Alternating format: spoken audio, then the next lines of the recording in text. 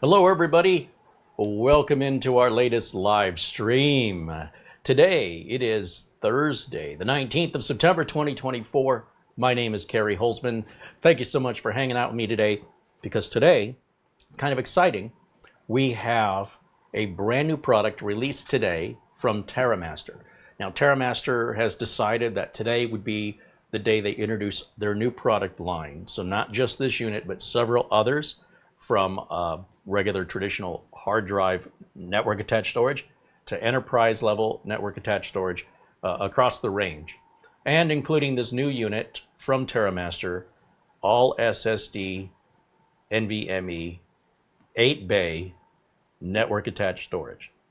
So we'll take a look and compare it to, let's say, the QNAP that we've worked with prior, and the QNAP was just a 4-bay, so this has twice as many as the QNAP.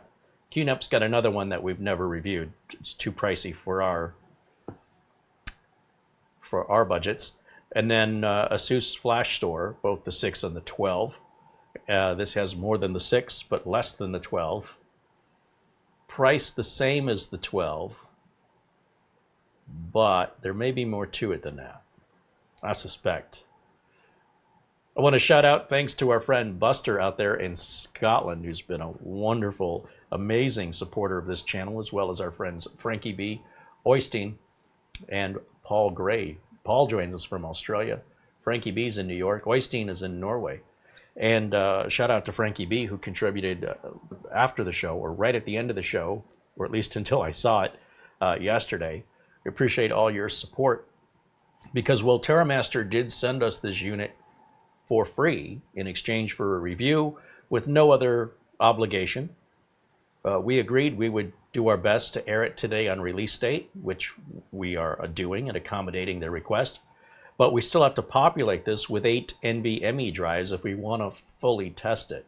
Now, of course, we could just put 3 drives in it, but that doesn't really show you the capabilities, right? So the full capabilities.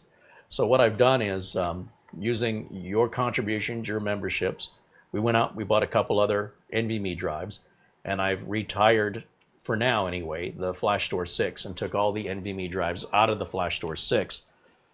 As you can imagine, these get quite expensive. They're 4 terabytes each. So those are the 6 out of the ASUS Flash Store 6. These ran me probably about $250 a piece. So that's 4 of these is $1,000, $1,500. And then I had to buy 2 more. That's unfortunately the Team Group NP34, which is what I was buying. Those are no longer manufactured. But I did find this other manufacturer of budget NVMe called FitWatt.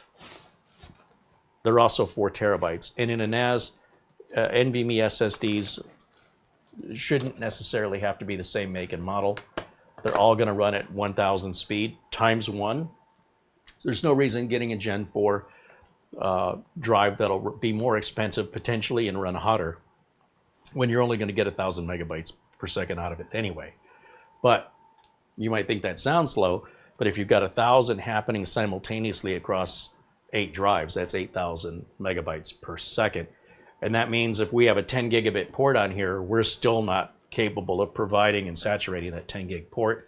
Mathematically, 8,000 minus 10,000 leaves 2,000 on the table, which, if this is only running at 1,000, as most, as far as I know, all NVMe drive NASs do at this time, then we're going to see better than 2.5 and better than 5.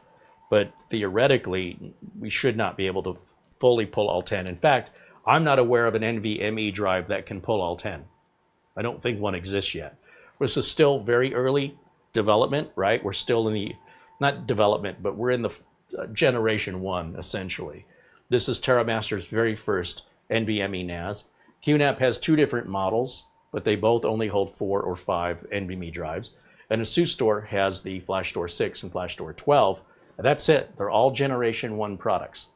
When we look at traditional hard drive network attached storage, those have been around years and years and years. I can't even tell you what generation they're on. So anytime we're dealing with a first generation product, you have fewer things to choose from, fewer options of, like in this case, I can name them off one hand, right? That you can choose from is an NVMe NAS, at least from the big manufacturers. There might be some Kickstarters or other things out there, but companies like Ugreen, which really haven't developed and evolved their operating system. And of course, you can always put your own operating system on these home lab NASs. I'm talking about stuff that's packaged in a box, ready to roll, ready to eat, if you will. All you do is slap drives in it. Now, some require tools. This one is supposed to be completely toolless. That's what you want in a business. You want to be able to get in and get out, and you don't want anything to prevent you from doing your job, like I don't have the right tool, I have to leave and go get it, and the whole business is down. Well, you're going to get a tool or locate a tool, find it, it's here somewhere. Supposedly this is all toolless. We're going to check that out. Welcome in, everyone. I see a lot of familiar faces joining us in the chat today, and as you can see, we've got our Deco BE95 set up. Mara got this all configured yesterday. Our speeds have doubled. I verified it. We went from a maximum from this unit to the other unit, which is wireless, the way they communicate. We call that the backhaul. The ET12 from ASUS is 2 years old. And at 2 years ago, that was as fast as they could make it, which was about 1,150 megabytes per second in the backhaul, wireless backhaul, using the 6 gigahertz channel. Now we have 2 channels on 6 gigahertz, doubling that 1150, and that's pretty much what we're getting. We're getting around 2,300 and change, I want to say, somewhere around there. And because we have a fast internet connection, a 2.5 gig internet connection, we have doubled our internet connection speed wirelessly. If we're wired, obviously we get the full speed. But given all that stuff's in another room, it's either run a cable across the floor, 50-foot cable, or we try this out. Now, these do run warm. You definitely don't want to put them on carpet. So far, we're out of the gate. We're good. Everything looks good. With regards to the random dropping that was happening, I think it may be the network card or the network card driver in my streaming computer. So what I have done to temporarily test this is to just grab a very inexpensive, I know I've got one around here somewhere. Where did I put them? USB to Ethernet adapter, right? They have them in USB Type-C, USB Type-A, 1 gig, 2.5 gig, 5 gig, even 10 gig are available. I think the 5 and the 10 are only USB-C, if I'm not mistaken. Anyway, so I have like one of each. I've got one 1 gig Type-A, one 1 gig Type-C, one 2.5 gig Type-A, one 2.5 gig Type-C, and then soon we'll have the 5 and the 10. The 10 is very expensive. You're about $100 and only available on Amazon Express. And they get very, very hot, and you must use USB Type-C. I think it's got to be USB 4. USB Type 4 to handle that kind of transfer speed. I'll test it when we get it. But again, that's all financed independently through your contributions. And so it'll be a few weeks before we get it from AliExpress. And then the 5 gig we just ordered off Amazon. I've never seen a 5 gig network switch in my life. I guess you use a 10 gig switch and it operates at half speed. I don't know why you do that, but regardless, we'll get it and we'll compare them. And 5 gig is a third of the price. It's like $30 for the 5 gig USB network adapter and about 100 and change for the 10 gig, which gets super hot and it's big and it's heavy. It's a giant heatsink. You know, if you need 10 gig, I guess you need 10 gig. You're going to pay for it. It's still early in the consumer space for 10 gig networking. So we're trying to stay right up front here with what's happening in the consumer space. What's the latest? Is it ready for prime time? Should you wait? That's ultimately your decision. I'm just here to provide you the information, the pros, the cons, the prices, the heat, the ports that are required, the types of cables that are required. If you want that kind of speed, you can have it. Just open your wallet, give you whatever you want. All right. I was saying hello to everybody in the chat. We see, of course, Mara's there. She's our channel. What is her role? Channel. I need a channel. I need a title for her. Well, we'll come up with something. Planet Cryos contributes $2 in Super Chat. Thank you, Planet Cryos, for your continued support and friendship. Frankie B says hello. Welcome in, Frankie. Says he can't stay. Well, we'll catch you. We'll catch you hopefully soon. Mark Gaines, another very generous supporter here and member of the channel, joins us from Northern Ireland and says hello. There's Lou Greeny out of Vermont saying hello. Andy Kane saying hello. And I'm not going to go through the whole list, but welcome in everybody, 3D everything. All my friends in green, all my friends in... they're not white anymore. What happened? They turned to a gray color. Patrick Manny just renewed his membership, now a member for 28 months. And again, it's because of our members and our supporters that we're able to bring these videos to you. Because, well, TerraMaster sent me the $800 drive. They didn't send me $2,000 worth of NVMe drives to test it. They didn't send me any. So that's on us. And without the NVMe drives, it's really hard to test it. All right. And we'll see how the stream goes today. Hopefully we won't have any dropouts anymore. And so far, like I say, the BE95 is double the speed of the ET12. That's not to say anything bad about the Asus ET12, because they couldn't have done this 2 years ago. Asus couldn't have. And I think Asus does it now with the BQ12. But I wanted to try something different. And we still might try the BQ12 later, but only if I can get Asus to send it to me for review. I'm not going to spend another $1,500. I can't. It's just not there. And not only that, why would I need to if I'm happy with this? We'll see. We're using it live, and this is what's connecting me to you right now. So if you get any buffering or dropouts, that's probably the fault of it. We're hoping that won't happen today. So we'll keep an eye on that, because we do broadcast live, unscripted, unrehearsed. So we get what we get. We're going to take a look at the product page for TerraMaster just to see how they promote this. And we'll compare it with whether or not it meets their marketing materials. Sometimes some companies are a little bit generous with their interpretation of what the device can do and what it's capable of today. We've seen Intel do that with things like RAM bus RAM and Optane, and they swore how fast it could go. And then when it was released, it didn't go anywhere near as fast. And then the marketing company was quick to correct, no, that's how fast it could go, theoretically. Right? It's like introducing USB 1 and saying, well, theoretically, this can do 40 gigabits per second. But today, it's only 1. You're like, so you got to wait for USB 4. You have to wait for USB 2, and then 3, 3.13. They will get there. In the case of Optane, it just didn't stick around long enough for that development to take place. Good riddance. Anyway, let's go see the way TerraMaster promotes this. I hope it's not the Intel way. I'll try to say. Turn on my screen capture, and let's jump over there and see what we got. Again, this is just released officially, publicly today.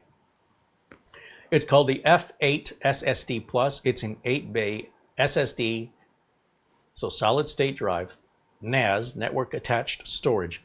It fits in the palm of your hand. It's an 8-core, 8-thread Intel N95 processor with a 32 executable unit GPU. 16 gigs of DDR5 is installed. It's got one 10-gig LAN port, and that's it as far as LAN ports go. Your M.2 NVMe slots, you have 8 of them, and it has an HDMI output that can stream out or hardware encode at 4K. We've got, let's see, it's powerful, it's compact. Oh, it's quiet, only 19 decibels. An 8-disk NAS has never been this quiet. So they're comparing themselves to other 8-bay, I wouldn't call it disk, but okay. I guess it's a disk, but they say it's, so 19 dB is whispered, like you wouldn't be able to likely hear that unless you're right up against it. Of course, the 10 gig Ethernet port will run at slower speeds. You don't have to use it at 10 gig. If you plug in a 2.5 or a 1, it'll configure down, no problem. So no pressure. You just won't be able to take advantage of the higher speeds until you upgrade your router or switch or network card in your computer, or all three, including the cables. would have to be Cat6a for 10 gig. We're going to talk more about networking speeds tomorrow as we demo the Synology NAS 10 gig upgrade and see what the difference is. And that way you can determine if it's worth it to you. But today, it's all about the TerraMaster NAS. We're not focusing on the network speed today. Okay, introducing the F8 SSD Plus, the industry's first custom-built 8-bay all SSD NAS designed specifically for small businesses. Now keep that in mind. When it's designed for small businesses, that also equates to home users.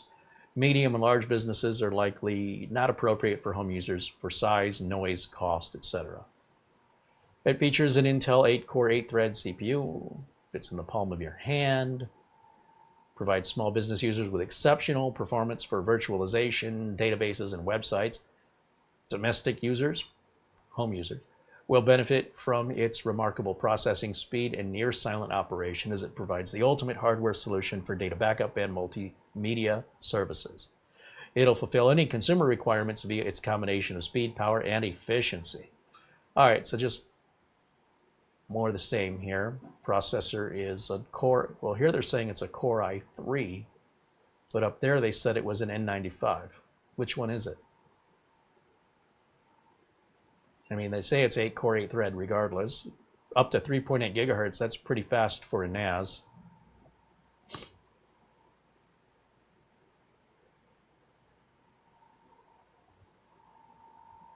Innovative active cooling design features upper and lower convection. Each SSD is equipped with a heatsink. Additionally, all silent fans and other efficient cooling features.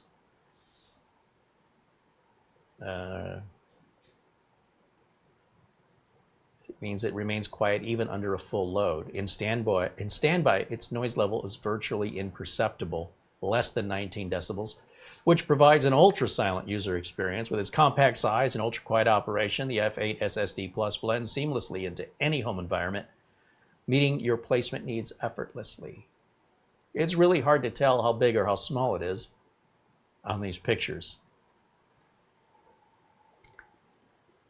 If you have eight terabyte NVMe's, those will set you back $800 a piece, by the way. But if you have 8 of those, you can have a total storage capacity of 64 terabytes.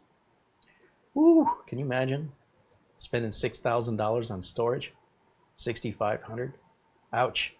But you can, and those prices will come down, right? It's just as of September 2024, 8 terabyte NVMe drives are the largest capacity available to consumers and also the most expensive. In a couple of years, you might look back at this video and go, ha, I can't believe people paid that much for those. Anyway, we've got write speeds and read speeds. Tool-free. All right, I guess it slides open and there's 4 NVMe drives on one side, I guess 4 on the other. The latest TerraMaster operating system, or TOS version 6. So you don't have to load your own OS on there. I suppose you could if you wanted to, but I wouldn't want to. You know, home lab users could build their own. Why buy something prepackaged that's, you know, all been researched and developed when you want to do that on your own because you think that's fun? So, but you could do it if you wanted to. But for the rest of us, this is out of the box, ready to go. You just have to put drives in it. It supports all the operating systems that are supported currently from Windows 11, 10, even, well, 8 and XP are not supported anymore, but they're still saying it'll work with it. Not that you should. Linux and Docker, etc., Debian. All right. Does centralized backup solutions. If you want to use that in that way, you can. A lot of other services, just like apps on your phone, right? And if you want to download those apps, the apps are specific. If you have an Android, you don't get necessarily the same apps as Apple does and vice versa. And when it comes to NASs, it's the same. Synology apps and QNAP apps and TerraMaster apps all have to be custom written for those operating systems, just so you know. And some you may prefer, some you may not. And some, like Synology, may have the largest variety to choose from. In my case, I don't use any of the apps. I just use this as storage and nothing but storage, but it can do so much more than that if you wanted to. All right, I think that wraps up their homepage here at TerraMaster.com. Now, over at Amazon, if you wanted to buy one of these, they're offering a $100 coupon off, I guess, to the first 100 buyers today. So it'll be $6.99 as long as those coupons are available. They don't tell me how many are left, do they? So if you buy it from Amazon, you have 30-day free returns. If you ordered it today, well, if I ordered it today, I'd get free delivery Saturday. So free two-day delivery, it looks like for me. And I could apply that $100 coupon right now. It's available. And of course, we have the same marketing photos on the website that we saw. Now, these are a little different. Okay. Usually they're the same. And probably since this is released today, we're not going to see any reviews. Maybe I'm wrong. Let's scroll down and see, is there any reviews? Nothing yet. Okay, so it just came out today, just a few hours ago. That's pretty fresh. Let me go back to camera 1. And let's do the unboxing. Let's find out how this is packaged. I guess they give you heat sinks for your NVMe drives. Said something about heat sinks.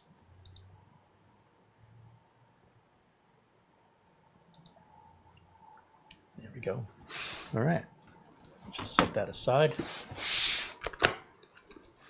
All I did was take this out of the box in the cellophane. I think it had cellophane around it, but this is my first time unboxing. We're saving my real genuine expression for the camera. Whether I'm impressed, unimpressed, or disappointed, my face doesn't lie. Just to let you know, it's powerful, speedy, and quiet. In case we haven't said that 4 times already. All right. In the box, we have they sent me a card.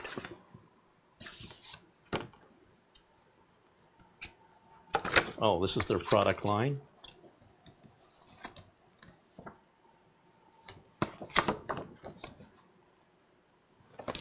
Okay, and what's this? Limited discount, 20% new fall arrivals. Ooh, we got a little discount card here. First 100 customers only. So that's what they said. There's no code on here. I guess this is quite perishable. Not quite sure how long that's going to be valid. Okay, very good. I mean, in order to get that, you'd have already bought it, so I'm not quite sure who that's for. I'll just put that right back in here. All right.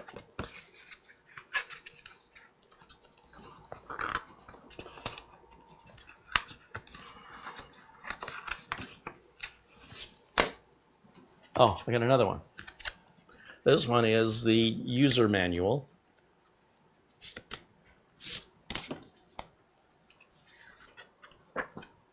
Some kind of quick installation guide here. Warranty. I think this is a 2-year warranty here in the United States. Whatever compensation promises is, I don't know. I don't need any of this. I don't think I need any of it. We'll keep it handy just in case. But I'm going to just try and set this up without any instructions. It should be pretty intuitive if you've ever worked with a NAS before. It should follow the same steps as any other NAS with regards to the big makers, QNAP, Synology, Asus Store. Okay, there's that. Oh, it is small.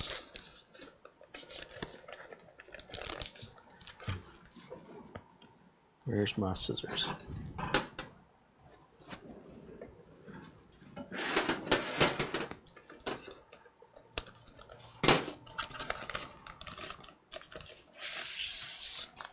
Oh, there it is. Compared to a Gatorade, it is pretty small. Now it's got some rubber feet on it with fans. You don't want to put this on carpet and block those fans, so those rubber feet are there to give it a little area to breathe. On the back we have a USB Type-C, 2 Type-A's, our 10 gig port, an HDMI port, a power plug, and a thumb screw. Let me bring it up and you'll see it closer. Let's get up here. All right. What am I crunching on? I'm stepping on something I shouldn't be stepping on. Okay, there's this front, sides, top. Looks like a power button right there on the top. Fans, feet, little rubber feet, and thumb screw, power, HDMI if you want to hook it to HDMI, 10 gig, up to, I should say, 10 gig. It could be 1, 2.55, or 10. 2 USB, looks like USB 3, not sure what version that is. Type A's, and then a USB Type C. It might say what it is right on it.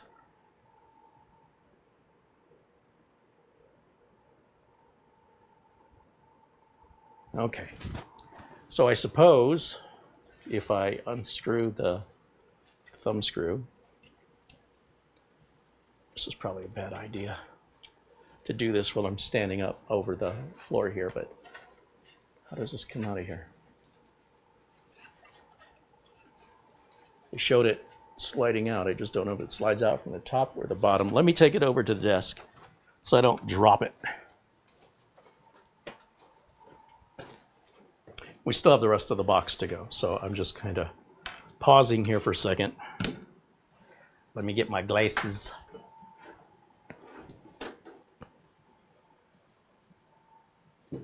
Okay. Again, I'm trying to do this intuitively.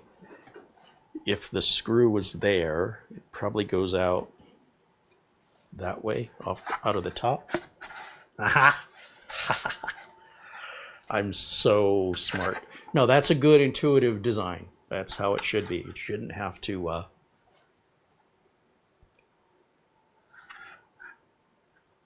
refer to the directions if it's so different from everything else I've worked on in over 30 years of this business. Now, when I say this business, I don't mean the YouTube business. I mean as a real working tech, for those of you new here.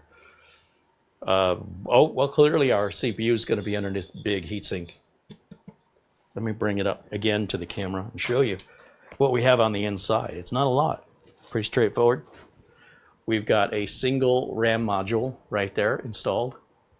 We've got 4 M.2 bays. And they seem to be numbered right up above the screws if you look carefully. So if it says, you know, NVMe drive 3 is bad, it needs to be replaced, and let's say that number was written here like on the QNAP, you can't see which one. Does the one start at the left, or does the one start at the right, or is the one on the back? How do you know? On the QNAP, I had to guess.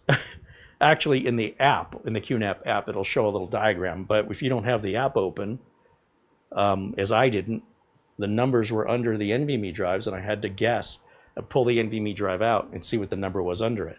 By placing the numbers just above the screws, we should be able to see which drive is which without having to remove them. Thank you, TerraMaster. I appreciate that. QNAP would say, well, just look at the app. I wasn't looking at the app because I'd never seen that required before from any of your competitors. So in any event, I like how they numbered it. And then on the back, once again, we've got the 4 other NVMe drives, CPUs on that side. That's all there is to it. That's it. It's really simple. It is not toolless, however. It said it was toolless, but there are screws that hold the NVMe drives down. They're not the quick release like we see on the flash store or even on the QNAP. We have to get a screwdriver and take those screws out, for better or for worse, right? I mean, on the one hand, you saw me struggle with the external NVMe enclosure that had the little quick disconnect that fell on the floor and I couldn't find it.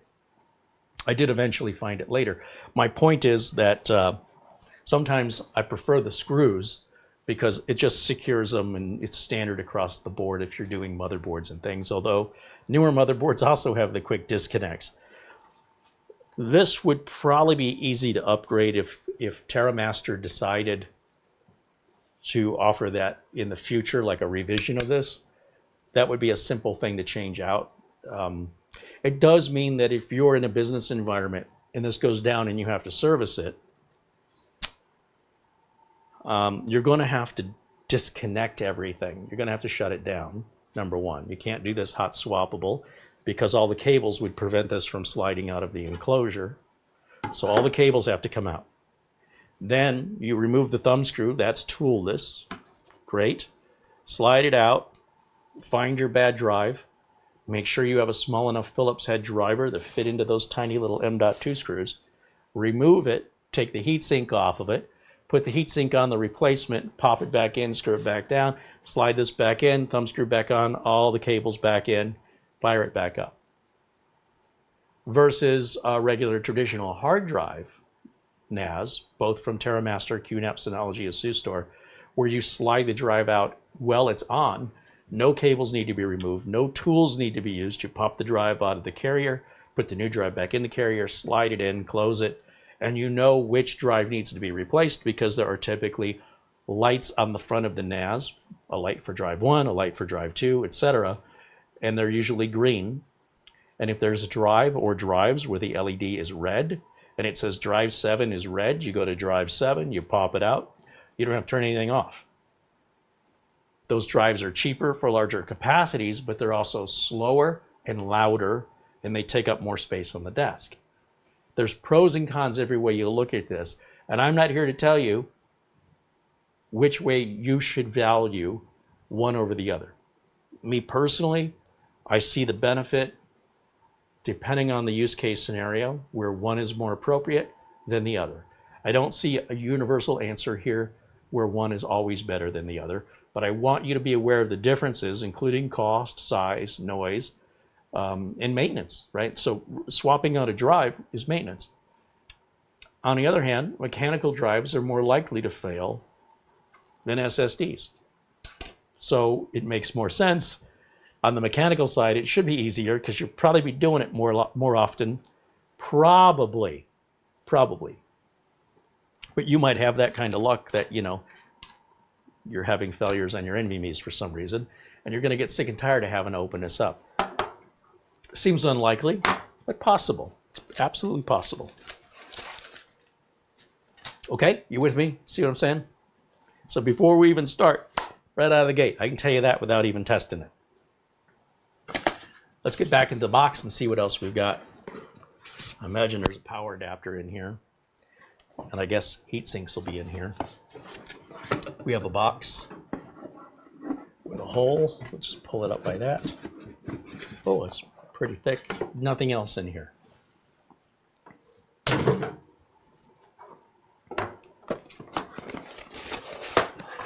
In here we have, it's in the way.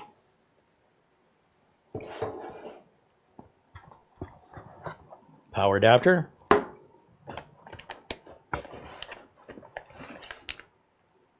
Ethernet cable. This is a dual-pronged, so it's not a clover leaf. It's a dual-pronged, there's a name for this. I can't think of it. Someone in the chat will probably tell me. I'll bring it up to the camera and show you. You may not be able to see it that well. Let me just kick some boxes out of my way. We are working on getting Studio C organized. I promise it won't stay this way. All right. That's the end of the cable. That has a name. Okay. It's all right. It's good for me. Dexterity to step around all this stuff. So we're going to need this power cable, and we're going to need this power adapter. We've got, oh good, we've got a couple of spare M.2 screws in case you drop a few. We got a tiny useless screwdriver here, but I guess it's better than nothing. And then finally we have, what is this? These must be heat sinks, because that's all I can think of. Yeah. 1, 2, 3, 4. 1, 2, 3, 4. heat sinks and thermal pads. That's exactly what that is. And the little rubber bands that hold these heat sinks on, so that way they're easy to switch from, you know, if you got to swap out an NVMe, the last thing you want is to not be able to get the heatsink off of your old one. Because if your old one has failed, well, regardless, you're pulling it out, you're not going to need the heatsink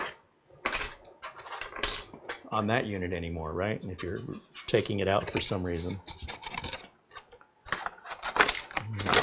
So let me just put this back, but then I'll get this box out of my way and we can start to, I guess, put the heat sinks on the SSDs and then the SSDs into the NAS, and then put the cover back on, plug it in, turn it on, and we'll go through the initial setup and configuration.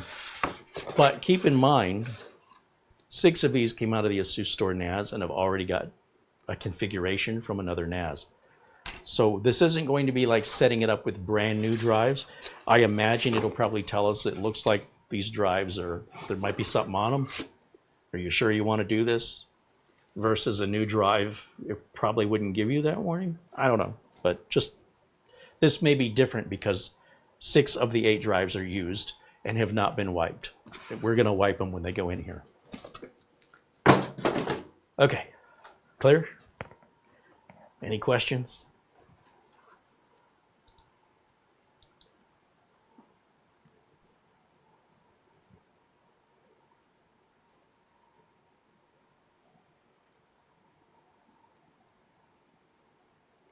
Mark Leibowitz says, I want to build my own NAS because I'm not paying enough for electricity. Yeah, because your own NAS is going to suck up a lot more power than these.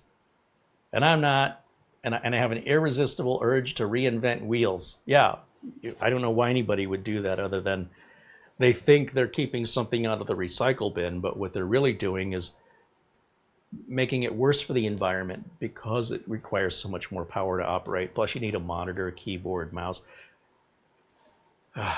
I don't know why people do this stuff. Some folks just have fun with it, but you wouldn't want to deploy that in a business mission critical environment, you know, where you're relying on it. That's just somebody having fun. But to each their own. They're nothing illegal about it. It's just not practical for me to offer that service in a business or to support it. Nobody's paying me an hourly wage to work on something they slapped together from stuff laying around. It's never happened. I wonder why. Ken Jung wants to know if I'm happy with the TP-Link router.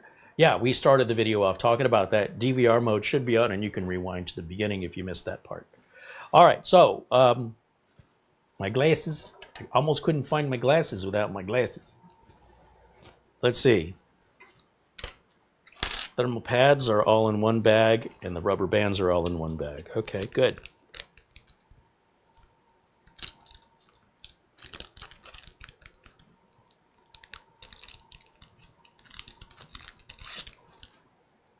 One, two,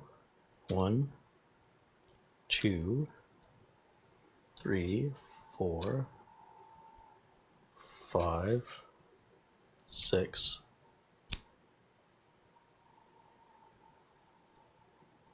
7, and 8. Good, we've got 8. I was a little worried. They're awfully thin and they were stuck together. They have a plastic film on both sides to keep them clean from any debris, dust, oils from your skin. So we're going to peel one side off, and you want to place it right where the edge of the, what they call these gold fingers. You don't want to cover the gold fingers. You want to be just a bit away, pretty much where the sticker on this unit starts. We're just going to cover one sticker with the other one. Now, be aware that the team group sticker that's on these NVMe drives is impeding the ability of the heatsink to do its job. This will do its job best if it's directly on the chips. However, these drives shouldn't get that hot anyway, and our serial number is on that sticker. So if you pull a sticker off, you may void your warranty because they're going to say, what's your serial number, and how are you going to know which sticker goes to which drive? So if I were you, I wouldn't worry too much about that because I don't even think we need these heat sinks, quite frankly. But they can't hurt. So we're going to put them on. Okay, so with that on, there's one drive, and then we have the heatsink, right? So the heatsink's going to go right on top of that. So we got to peel. Don't forget, you have to peel the plastic off. That will impede the heat transfer far worse than a sticker will. And this is a very easy thing to forget to do. Right? And you got to do that from both sides. You want to make sure the bottom of this is absolutely clean. Line it up as best you can. Remember, give yourself space. It's okay to be a little far back rather than be too far forward, because that has to plug in to the socket. And if that heatsink's too far forward, you're going to impede the ability to plug that in or to get it seated all the way, which could, in theory, half work. And then you'll be confused and start blaming things when you put it together wrong. Okay, so just avoid that scenario. Planet Cryos contributed $5 in Super Chat. He says, I got a KVM switch, and it works great so far. Got it for 20 bucks, down from $45. It looks like a cool NAS. Lots of money in NVMe. All right, so we got two different thoughts there. So he's got a keyboard video mouse switcher. That's to share one keyboard, one mouse, and one monitor with two desktop computers. And you just hit a button to switch between the two computers. You don't have to have two keyboards, two mice, and separate monitors. 20 bucks is a good price. And then he says this looks like a cool NAS. A lot of money in NVMe drives. Yes. Well, I mean, look, we could have put a bunch of 1 terabyte drives in there, but I could also have just bought a USB external NVMe drive for a fraction of the price and gotten speeds out of it and shared it over the network. In any event, this does a lot more than that. So with the heatsink on the NVMe drive, we now need to place some rubber bands on it. And I guess, like, I don't typically on these heat sinks that have rubber bands, they usually have little grooves where the rubber bands go. These don't. So I guess you put one on the front and one on the back. It doesn't seem to have any particular preference of location. I've not seen that before.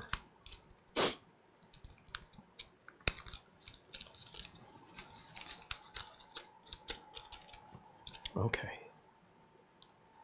Get that there. Thank you, Planet Cryos, for your contribution.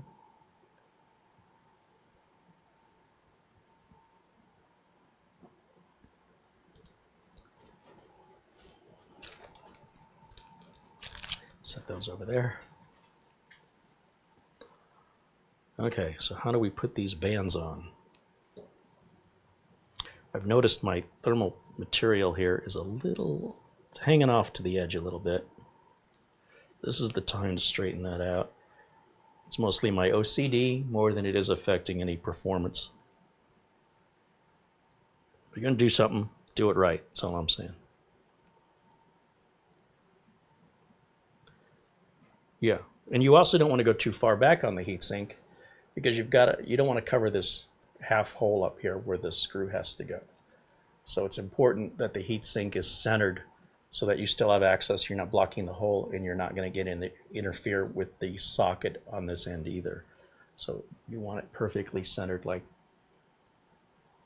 that. And there's room, a couple millimeters each side, you're fine. All right, so I don't know how we're supposed to put these on. Guess you just stretch them somehow. And at the same time, while you're stretching it, you put it on there? How does that work?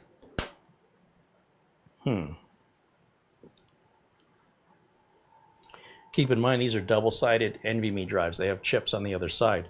So our rubber band is going to contact those chips, which I'm not a fan of. It's not going to hurt anything in theory, but it could make this drive thicker and it won't sit properly. I hope there's enough.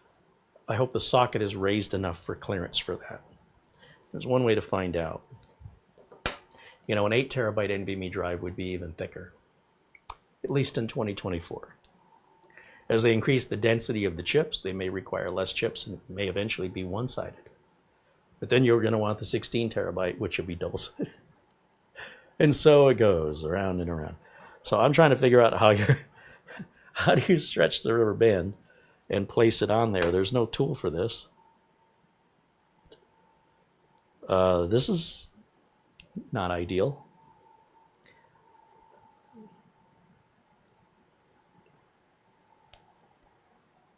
I guess like this.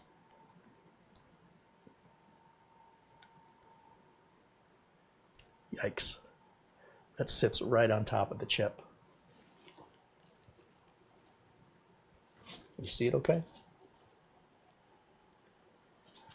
And then we'll just add one to the other side so we have equal pressure across the top of the NVMe drive. And then we've got to do this 7 more times.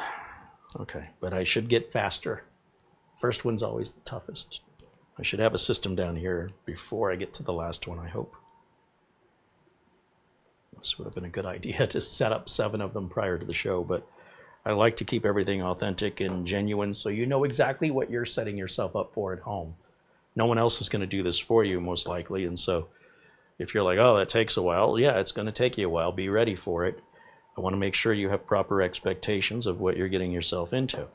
Now, you don't have to put all 8 drives in it. You could put 3 in there. You could put 1 in there if you wanted to, and then just start expanding it as your budget allows.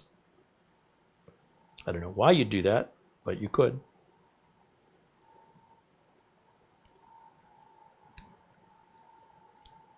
Okay. That's true of all NASs. You don't have to fill all the bays. The problem when you do it piecemeal like that is you might find, like in my case, they don't make this drive anymore. So when I wanted to buy 2 more, I can't. They're just simply not made. That's not the end of the world, but I sure would have preferred if they were all the same. Okay, 1 down. Start on the next one. In the meantime, if you have questions, go ahead and ask them in the chat, and while I do this, I'll multitask and do my best to provide answers. We're just going to repeat what we've already done, so I don't think I have to keep going over what I'm doing. You should be able to see what I'm doing and understand why I'm doing it.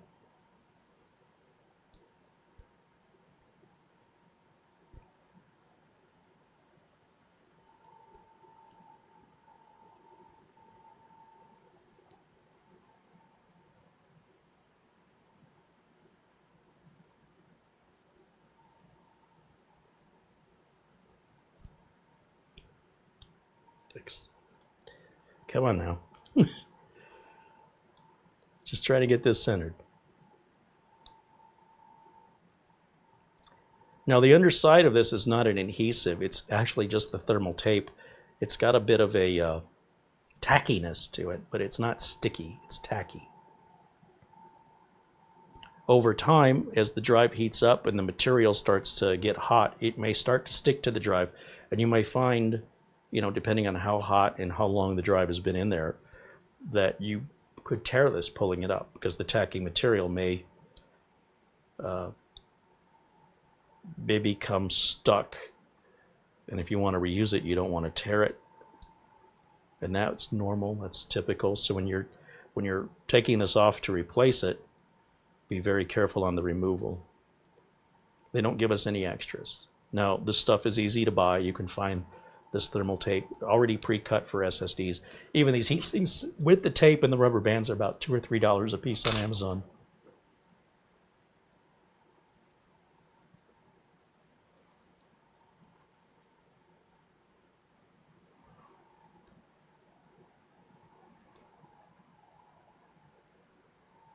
And if I could peel the plastic off of this, that would be great.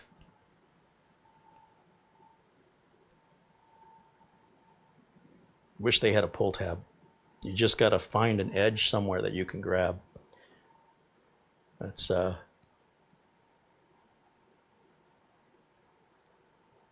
detail that we will all deal with if you have a heatsink kit like this that I'm not sure many other reviewers are going to talk about. They'll just have it installed and say, here's how it performs, which isn't very helpful. It reminds me of a Steve Martin skit back in the 1970s called How to Be a Millionaire.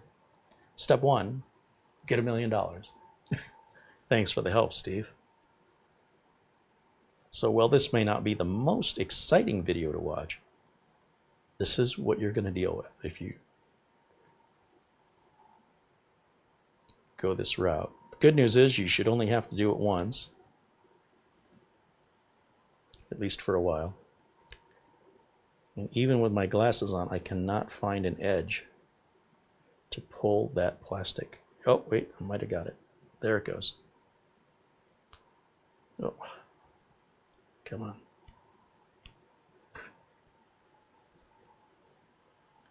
Hey, heatsink.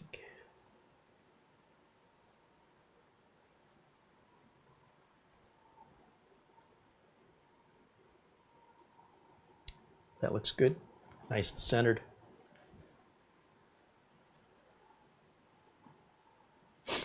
Bajan Guy said he purchased a Windows 10 Pro key from VIP CDK Deals. Thanks for the savings.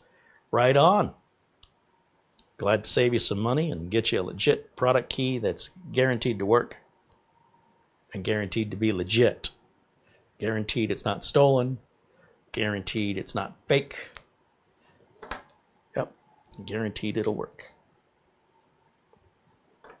So the trick is getting the rubber band started. I get it started on one side, then pull it across. And then I move it down, scooch it down a little bit. And if it's got a twist in it, I take the twist out because, again, that twist adds a little more depth to the thickness. And we want to make sure we can seat this okay. In fact, I should probably just check that fitment right now, because if it's too thick, oh, we got lots of room. That's no problem. Lots and lots of room. On some motherboards, we've seen, especially on the mini PCs, very shallow. And so it's not a question of whether or not it can work with an 8 terabyte drive with regards to capacity. It's whether or not an 8 terabyte drive will fit in there because it's so much thicker. And in most mini PCs, it will not fit. It just won't sit flat. And therefore, you can't secure it. In this case, they've already thought of that. So we appreciate that.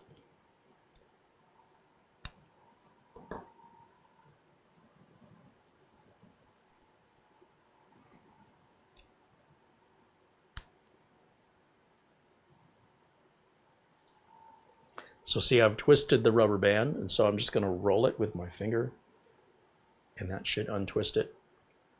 Get it nice and straight so it's pleasing to the eye, and all of our pressure is equal across the entire heatsink to the surface of the drive.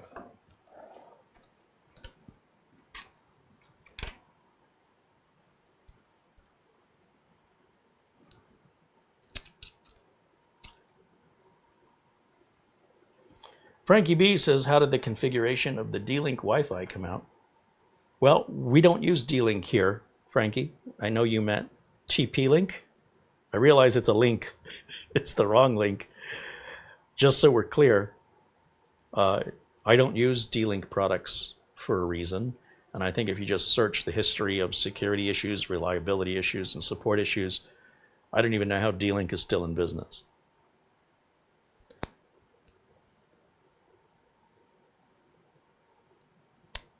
I see Mara has answered your question. And without the support and generosity of viewers like Frankie B, we wouldn't have been able to purchase that. So a shout out and a super thank you to Frankie, of course, as always. Hey, I got that a little quicker, little bit quicker.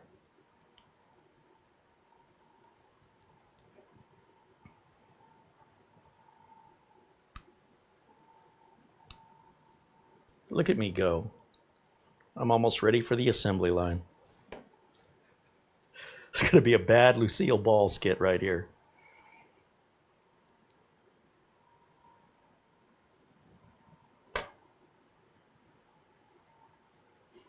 Not to imply Lucille Ball skits were bad. If I did it, it would be bad. If she did it, it would be genius. Just so we're clear. All right.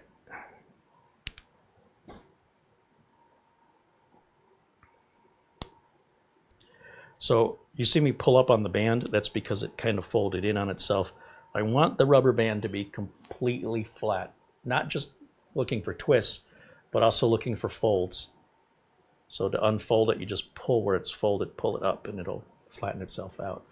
All right, there's 3 down, 5 to go. Well, 3 more of the team group NVMe drives, and then we'll open these FN950s. I've never used these. I don't know if they're any good. I think these are Gen 4. I wouldn't spend money on Gen 4 to put in a NAS, but if it's the same price or cheaper as Gen 3, well, it'll be fine.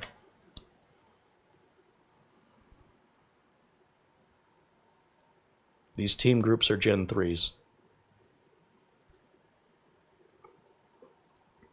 Now, I don't know if Team Group's only making these in Gen 4, if that's what happened, or if they still make a Gen 3 4 terabyte, and they just upgraded the controller or firmware enough to give it a different model number. I haven't done the research.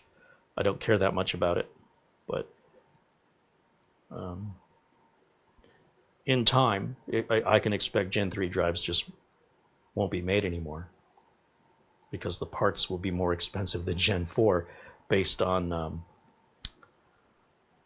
scale, right? Based on how many they're making and selling. But again, you can put Gen 4 in here, it's fine.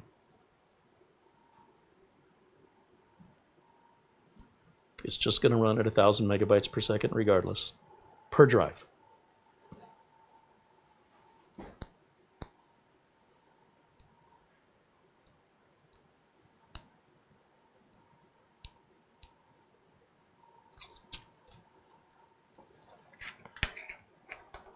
Gregory Howard with a $10 super chat says, hello, Carey, Mara, and everyone in the chat. Snap ring pliers would work. Would work for what? I have snap ring pliers. What exactly would I be? Oh, you mean for the rubber bands. Oh. Yeah, you know what? That's a good idea. I don't know where my snap ring pliers are. They're here. I remember moving them. I just don't remember where I put them. This is fine. I'm making this work. This may actually be faster than snap ring for me. See how easy that was? Simple.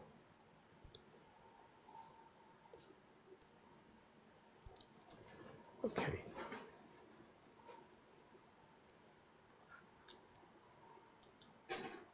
I'm a little slow sometimes, Gregory. Not all the time.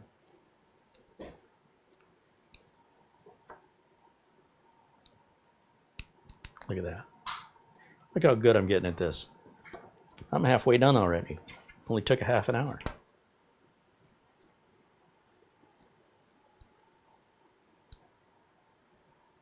Was that sarcasm? I don't know, was it? Sorry, I just cracked myself up.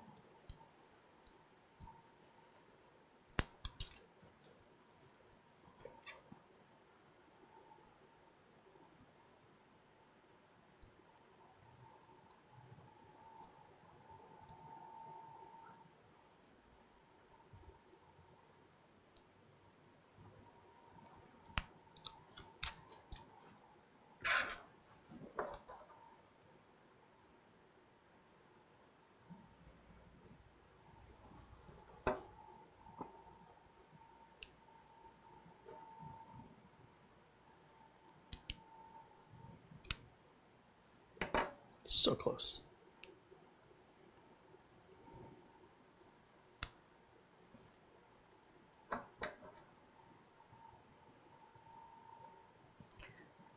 There we go.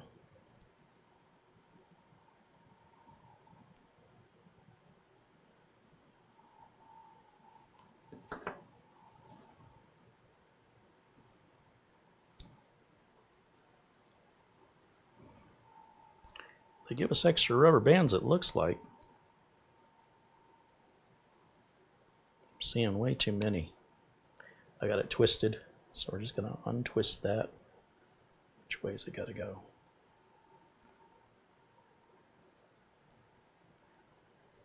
Got to go towards me. There it goes. Okay. Butamus. All right, that's 5. So we need 2 for number 6, 2 for number 7, 6, 7, 8, and then they give us 2 pairs extra. So 2 pairs are extra. Good. I like extra.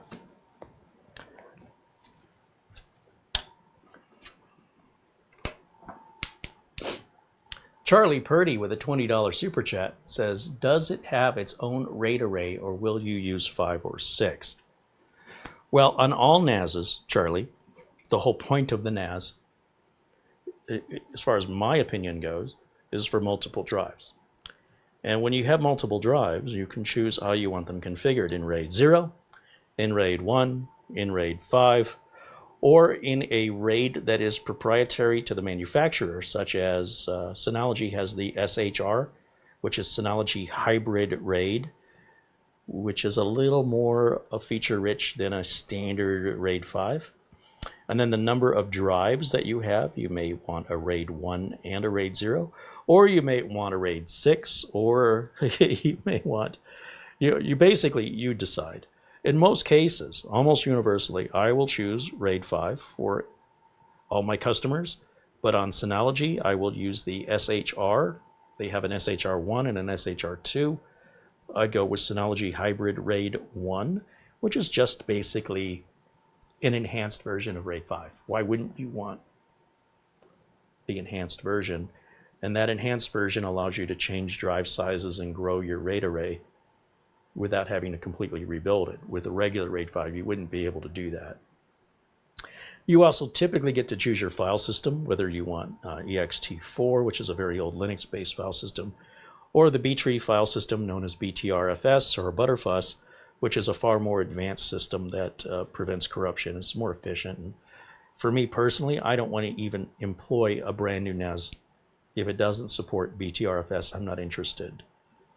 Now, if you'd asked me 10 years ago, I didn't know what BTRFS was, and it wasn't being offered. If it was, I didn't know what it was. These days, more NASs by default have BTRFS. If you're buying a very budget-oriented NAS, like for a while, and I don't know if it still stands, but the cheapest 2-bay Synology did not support BTRFS. So that's a deal breaker for me. That's just my personal requirement. Far more reliable, far more optimized. It's newer. You know, you want to use the old ext4, that's proven, but it's old, you know. It's I don't want to put an old file system on a new NAS. It doesn't make any sense to me. But we'll configure this as a RAID 5, and we'll see if TerraMaster has their own RAID 5 version. Pretty much going to stick with the defaults. When we set this up, the TerraMaster operating system, unlike FreeNAS or Unraid or any of these other free RAID programs, RAID operating systems, you got to be kind of technical to use those. Technical people love technical stuff. That's what they live for. Regular people who aren't technical hate that stuff. So, they hate it so much. So with the TerraMaster OS, it should give us a sort of a, what you used to call a wizard, and it'll guide us through, and we'll probably stick with all the defaults, all the recommended settings. They're probably already optimized based on what we put in. It should offer us, the wizard, as we used to call it, should offer us a configuration that is most likely the configuration we would want anyway. Okay, 1, 2, 3, 4, 5, 6. Now I got to open these up. You know, I haven't cut the tape on these. Thank you, Charlie, for your contribution and your question.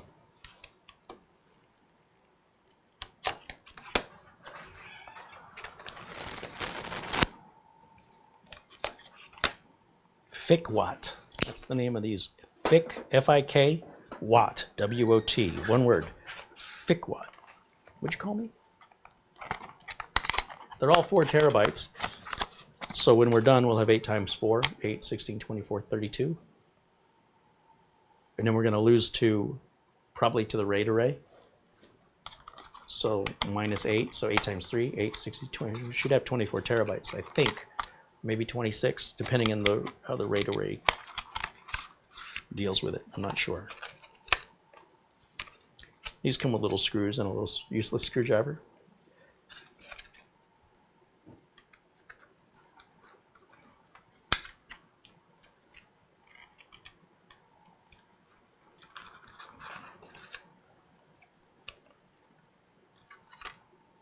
Now we have stickers on the front and the back on these, so that there's no chips on the back of these. So you can see they've been able to do these one-sided versus the older generation.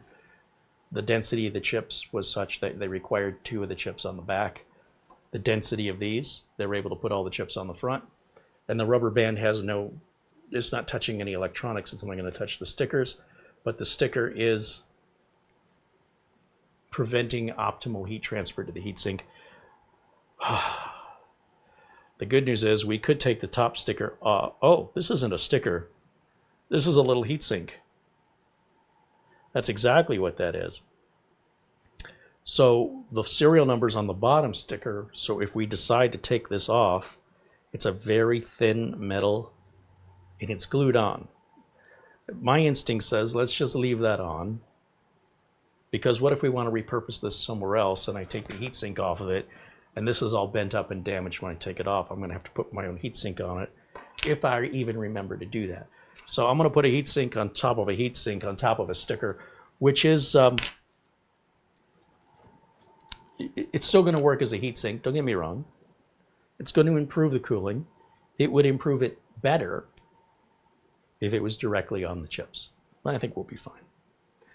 Honestly, with that heatsink on there already, FICWAT has determined that's all you need, but to keep everything the same, we're going to go ahead and put it on anyway. So a heatsink on a heatsink. Now, if you were to buy a 4 terabyte drive that already has a heatsink on it, you should have enough clearance in here that should work just fine. You don't have to use these, right?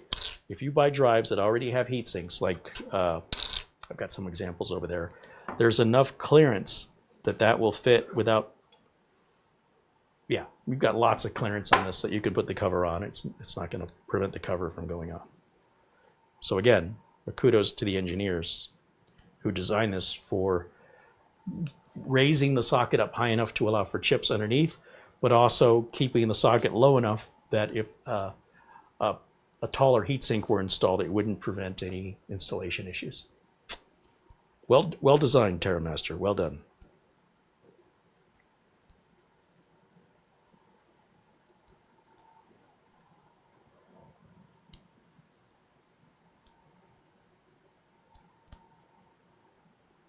Okay. Come on. Come on. There it is. When we do this, you'll also notice that you'll see me kind of pushing down. I want to make sure there's no folds or bubbles in this because, again, anywhere that it's not completely level, you're not going to get a good contact with the bottom of the heatsink. And then that, again, it's still going to work. It's just not going to work as well. So I want to make sure it's completely flat and there's no bubbles in it. And we just place the heatsink on top. I always remember to take that darn plastic off of the thermal pad. Boy, I really wish they had pull tabs. The pull tabs would do 2 things. 1, it would make you aware you need to pull that off. And 2, it would make it a lot easier than trying to find a seam. Every time I pick this up, it slides.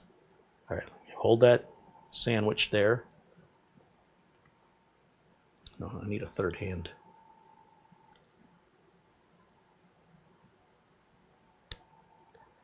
So when I put this on, I'm not trying to necessarily keep it from twisting. I just want to get it on. Once it's on there, I can untwist it.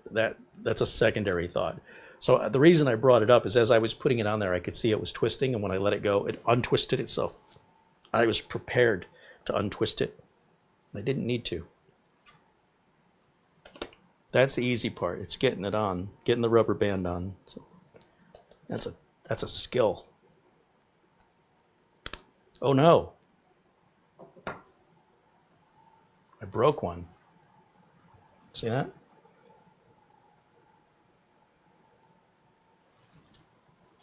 I guess it's a good thing they gave us some spares. I didn't think I was going to need them this soon. Didn't feel like I was stretching that one any more than I stretched the others, but either that one was a little more brittle or I stretched it too much. I don't know. Was that my fault? Maybe. Let me be a little more careful.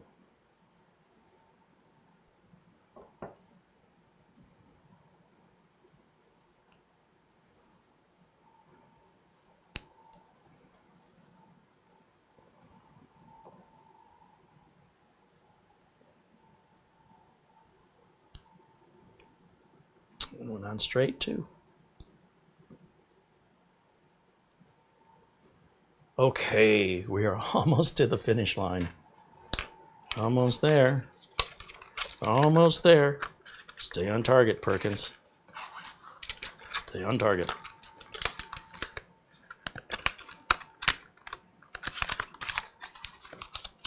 Not Perkins. Porkins. Porkins.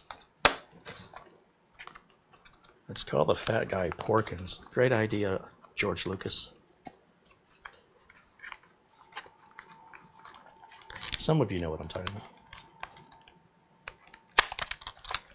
Okay. Last one.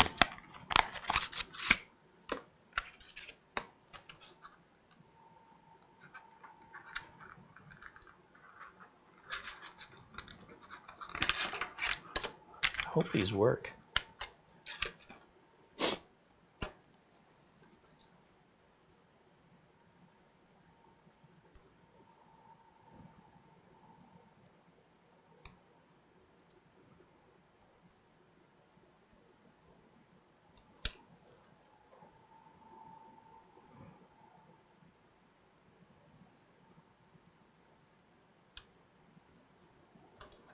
Ah, no. Glad my table's clean.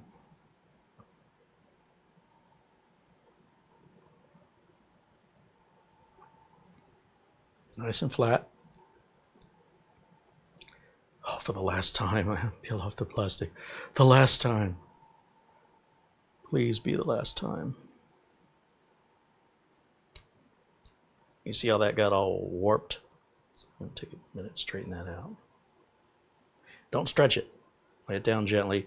Still a little crooked. Pull that back up. Try and bring it on straight without stretching it. Start over. Without the plastic on it, it's not as rigid. I got a little bubble right there. I'm going to smooth that out. Heatsink.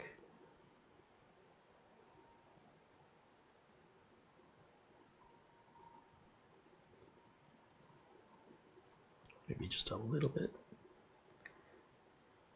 A little bit. Right there. Okay. Last two rubber bands. We're getting there.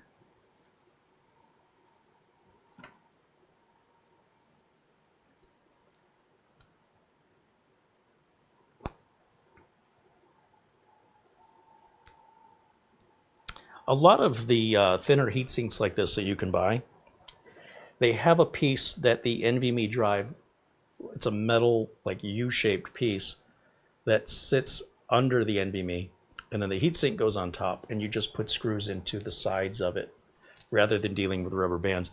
That might have been a better choice here with regards to longevity and spare parts, right? You could still lose one of those little tiny screws, but it seems like they would be much more robust than these rubber bands over time. Not quite sure in the desert how long it'll be before these rubber bands get brittle. Once they get brittle, you barely pull on them when they just break in half. Okay, so I got a twist. I'm trying to get the twist out by rolling the band one direction or the other. There we go. Whatever direction I choose, I got to do the same direction all the way around. And now it's folded in on itself, so I just pull up on it. Now it's perfectly straight. Looks good. So all 8 drives are done. We have 1, 2, 3 spares, 1 broken one. I have our Ethernet cable. I have the box the NVMe drive came in. Get this out of the way. Try and keep my work area, nice clean work area. So we will put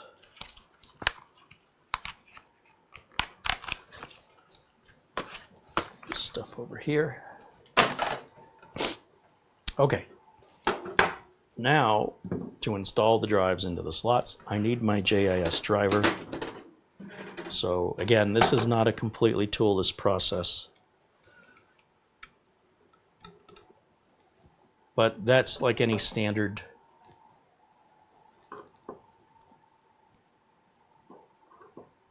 NVMe drive that you would plug into a motherboard. I'm going to start with these team group drives. Now, I'm actually on NVMe 8, 7, 6, and 5. I don't think it really matters which ones I put them in. So I'm going to just start with, you know what? I think I want to start with the team group. I'll make the last two, these new thick watts. So those will go in 7 and 8.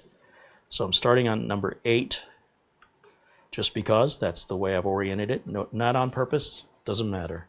Everything's off. And it doesn't matter if I group them or mix them up. I'm just doing that for my own sanity. So 1 through 6 will be the original team group, and 7 and 8 will be the new thick watt drives.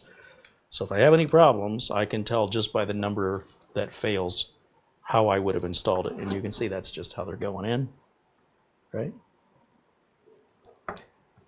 Now, I will say they're awfully close to each other. So if you were to buy a drive that has a built-in heatsink that's wider than the drive is, you may not be able to seat them close together. They may not sit. They sit very close together in here.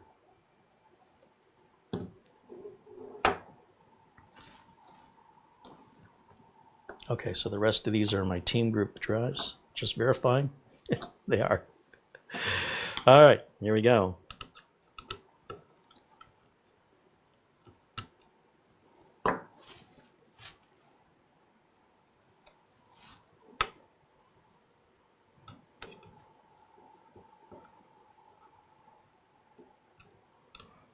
When you tighten these NVMe drives down, don't over tighten.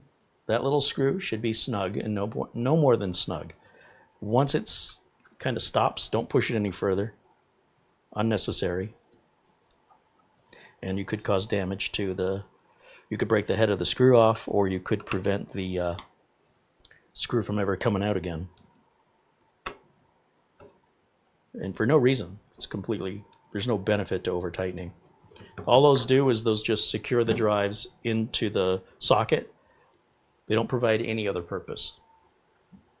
We just don't want the drives falling out of there or becoming disconnected through moving the drive or vibrations or bumps. Okay, so 4 more to go on this side. These will be sockets 1 through 4. I'm going to start on the one away from me. When I have the fans to the right, that's number 4. Again, because the unit's off and all the drives are essentially the same, we can do this in any order we want.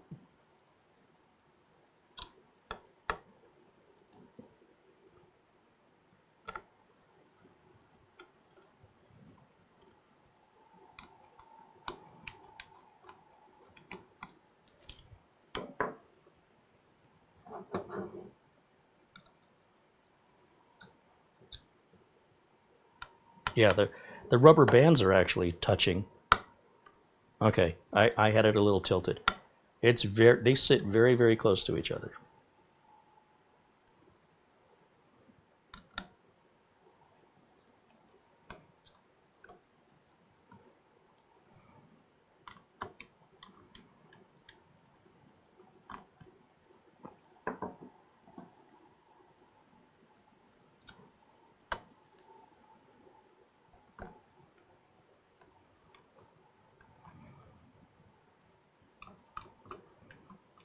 Okay, last drive going in.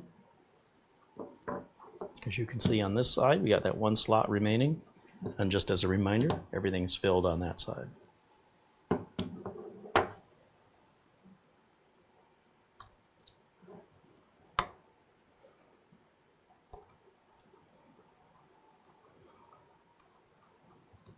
Done. All completed. All loaded up. We're going to slide this back in. Which way did it go? Did it go this way? No. Which way are the ports? The ports are this way. The holes for the ports are that way. So logically, it must go in like that. Slide it into place. And put the thumb screw back in.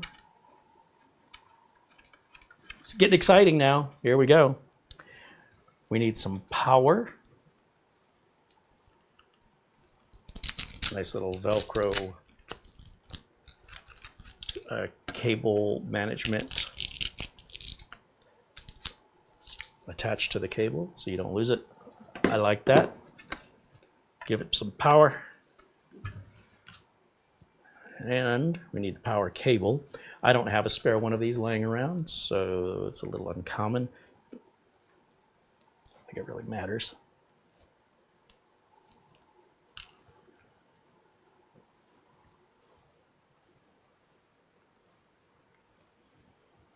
I'll plug it in down here. That would be good. And we'll plug this in over here. And I'm just going to let that hang.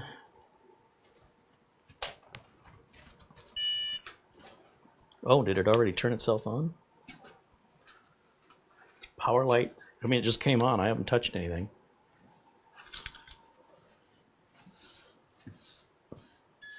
Oh, it beeped again. Beeped again. Beeped again.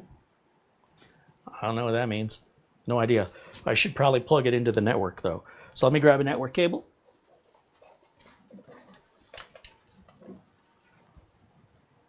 Let's plug it in. Now we have to find this on our network. So what I think I'll do is I'm just going to use the streaming computer here. And let's see if we can find this on the network. How are we going to do that?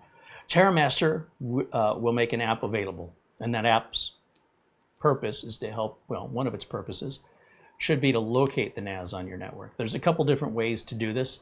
If you're familiar with the inner workings of your router, you can look at what the router has assigned and find it in your router. You could, I guess, download an app for your phone like we did with the router, which I don't want to do. I want to do it old school, which means I have to find out what IP address did my router just give to that. So we will download the TerraMaster application. I don't know what it's called, but I know there's one that exists. Let's go through that together. If we go back to TerraMaster's page that we started this video at, we'll see at the very top we have user guide, video guide, reviews. Should be downloads, features. No.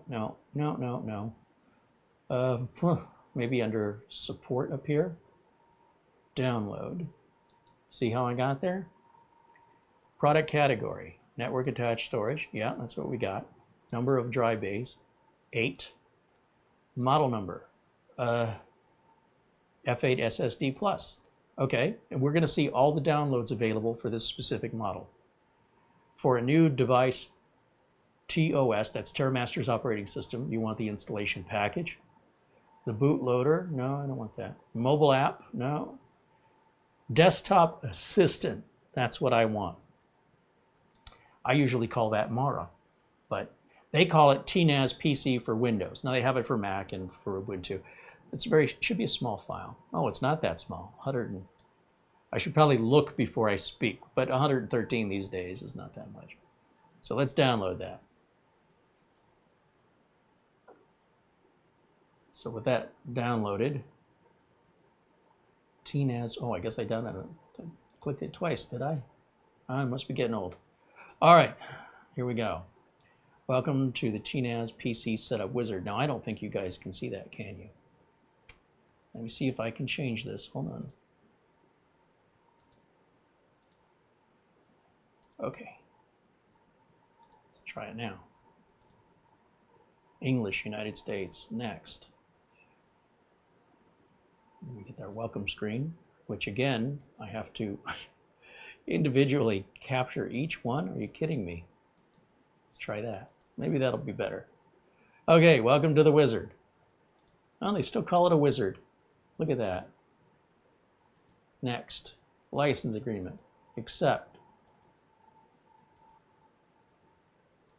Next, default directory, fine. Next, install. There we go.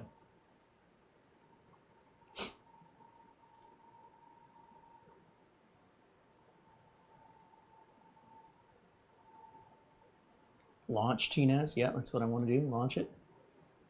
And Windows is asking if we want to allow this through the firewall, the TNAS PC. Do you want to allow public and private networks to access this app? Yes, you must allow that. And it's asking me again for some reason, so I'll tell it again. So I've clicked allow twice. Now I realize the screen's black, so let me capture the TNAS application. It should be this button here. And let's see what it says. Found a new version. Great. Well, let's grab the new version. I don't know why we would have an older version, but there you go. Download. Oh, I see. It's putting it up here. Okay. Okay, so let me go back over here and go back over to our window capture and change it back to Chrome. So it downloaded a new version here. Oh, I see, 5.1, 5.203. Okay, let's do 5.203. Do you want to allow this app to make changes? Yes, I do. Okay, so we're back to you guys probably not seeing anything again. I'm just going through the same setup. I'm not going to switch it back and forth. It's just the exact same thing I just did, answering all the same questions. Accept a license agreement, you know, pick the directory. Just clicking next, next, next, and install. All right, that's all I'm doing. So now it's just repeating what it already did. And it's starting the services, launch TNAP. Perfect. Okay, so back over to our window capture. What you'll see is it's finding the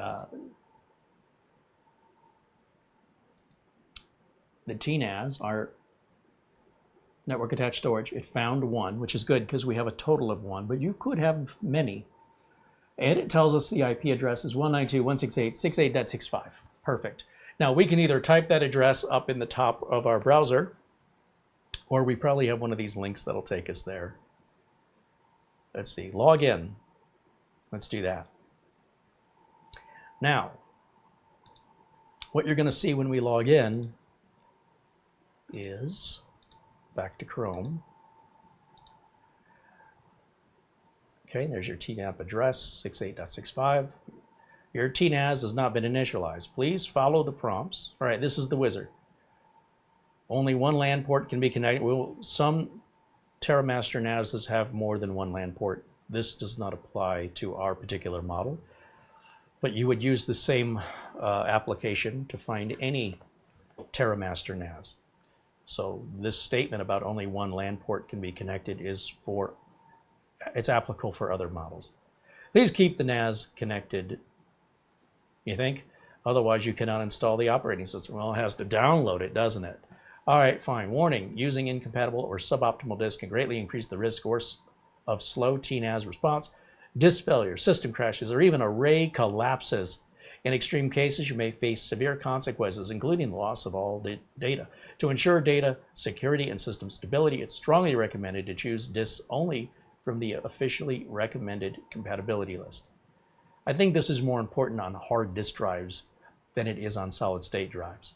I could be wrong. I don't care about the compatibility list. I think we're fine.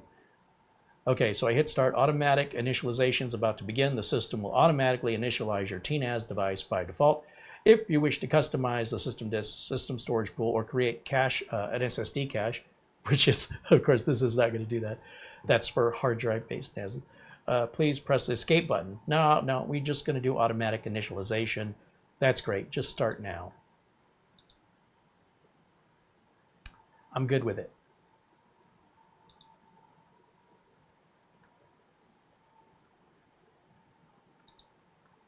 Warning, the following disks will be initialized and all data will be erased. Are you sure you want to continue? For disk number NVMe disk 1, NVMe disk 2. Okay. System partitions are being configured. Please wait. Or what? What choice do I have? All right. This is all normal, and whether you're using QNAP, Synology, a SUSE-store, it's a very similar process during setup.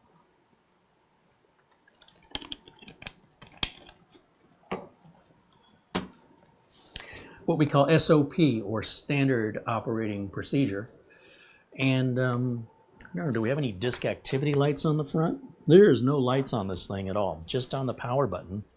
And on the Ethernet port, you can see the status of the Ethernet connection. But you don't get drive light statuses. You don't see a drive light for disk 1, disk 2, disk, as you would on a hard drive based NAS.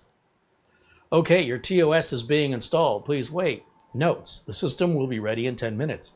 If the installation is stuck in the process and cannot be completed, your disk may be faulty. Please replace your disks and try again. Well, that's very non-specific. Which ones? I think we'll be okay, though. We do have a very fast internet connection here, and it's a fast NAS. If this takes a whole 10 minutes, I'll be surprised. I think it's going to happen in a fraction of that time, but we'll see. We'll see what happens.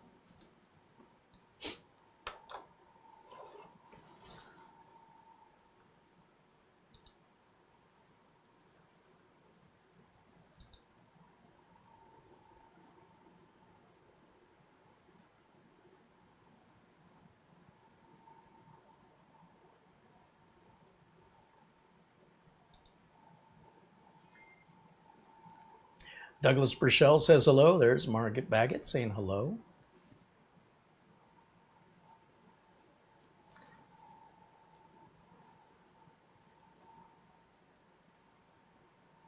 So again, this was released today. Just came out. It's beeping. I got 3 solid beeps. I guess that means it's rebooting. I don't know what the 3 beeps mean. Oh, now I got a deeper beep. Just one deep beep, which I think is it's booting. Interesting. Now I'm just interpreting that with my R2-D2 interpretation skills. I'm sure the instructions explain it, but I like to try and figure it out on my own first.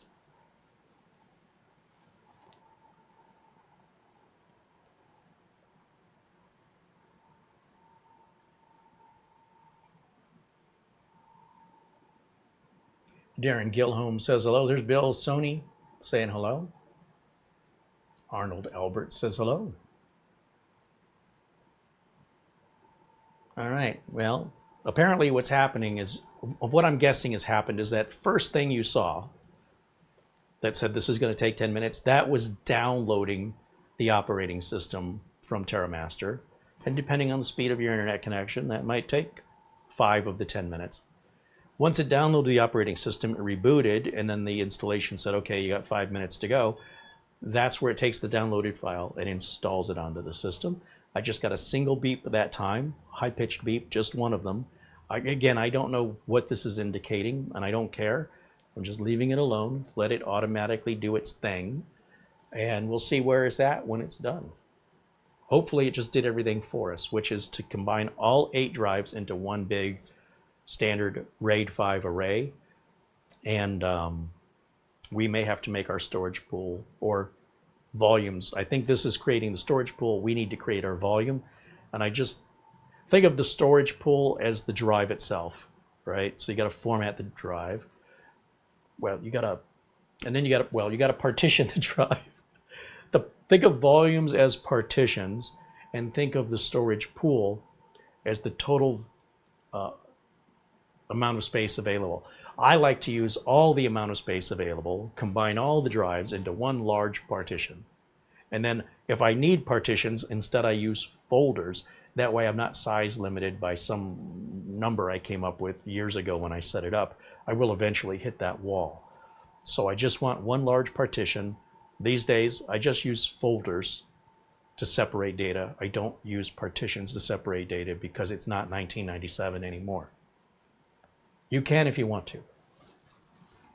I'm not doing it. Okay, let's see. Icarana says, I wish they wouldn't use those particular tones. It makes me think it's failing to post. You get used to it. You know, once you are familiar with the device, you'll understand what those tones mean without even having to look at it. Because we don't have any status lights on this thing other than power being on, power light's green. The only other way you're going to know what's happening is to be able to log into it and see whether you use the mobile app on your phone or you go through the web browser. If you know those tones are good tones, because you don't have the lights, hearing it is your reassurance everything's good or something is wrong. I would like the lights, but you know, it is what it is. This is a first generation product, so who's to say the next gen, maybe they'll add lights. I don't know. Maybe you won't have to use screws to secure the drives. Maybe the heat sinks will be a part of the lid, although that would potentially be a problem. No, they can put the heat sinks on springs on the lid. We've seen other manufacturers do that on many PCs, so that if the drive is thicker, the heat sink still applies equal pressure, but it's not fixed. It's got a shock in it that allows it to move up and down. That would be cool. I'd like to see that improvement. Let that be a part of the lid. Of course, you wouldn't be able to slide it out. They'd have to be able to open it up in a more traditional access door and have the heatsink, the bottom, fixed to the bottom access door. And then when you attach the access door, it compresses down on the heatsink, which is on springs, and that's all you have to do. On the other hand, if you were to buy SSD drives that already had heat sinks, then it wouldn't close. It'd be too thick. You'd have to remove the heat sinks off the drives. So in that way, in that scenario, this configuration is preferred.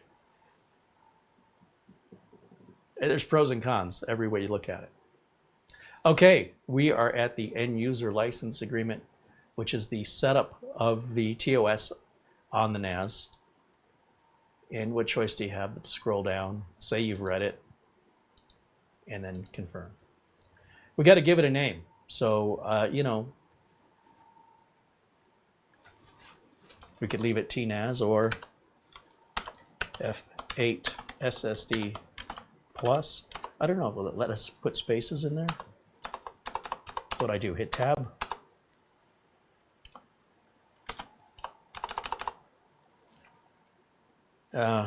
Can't put spaces. F8 SSD Plus. Username. All right, here we go. Username. Admin. Password. This is my password. Wait a minute. I think I mistyped. Now, obviously, on a public live video, I'm not keeping it that way, but I'm not going to put in my real password.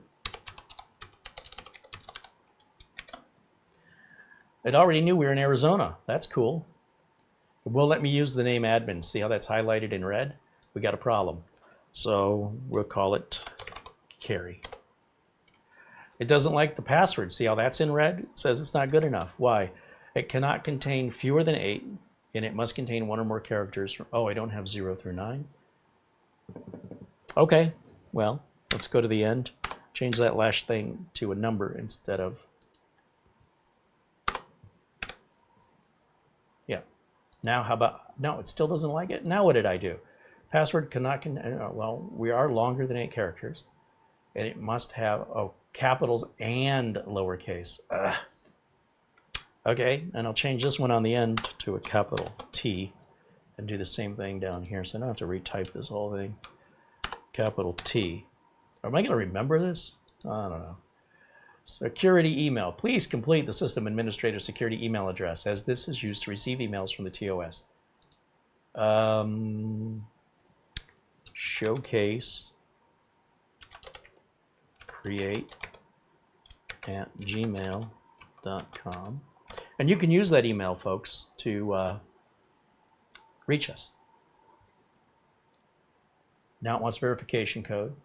And you have to do this. There's no skipping this. So We'll send the code over to the showcasecreate@gmail.com. Oh, failed to send. Oh, why? Why? Skip verification. All right, I guess we can skip this step.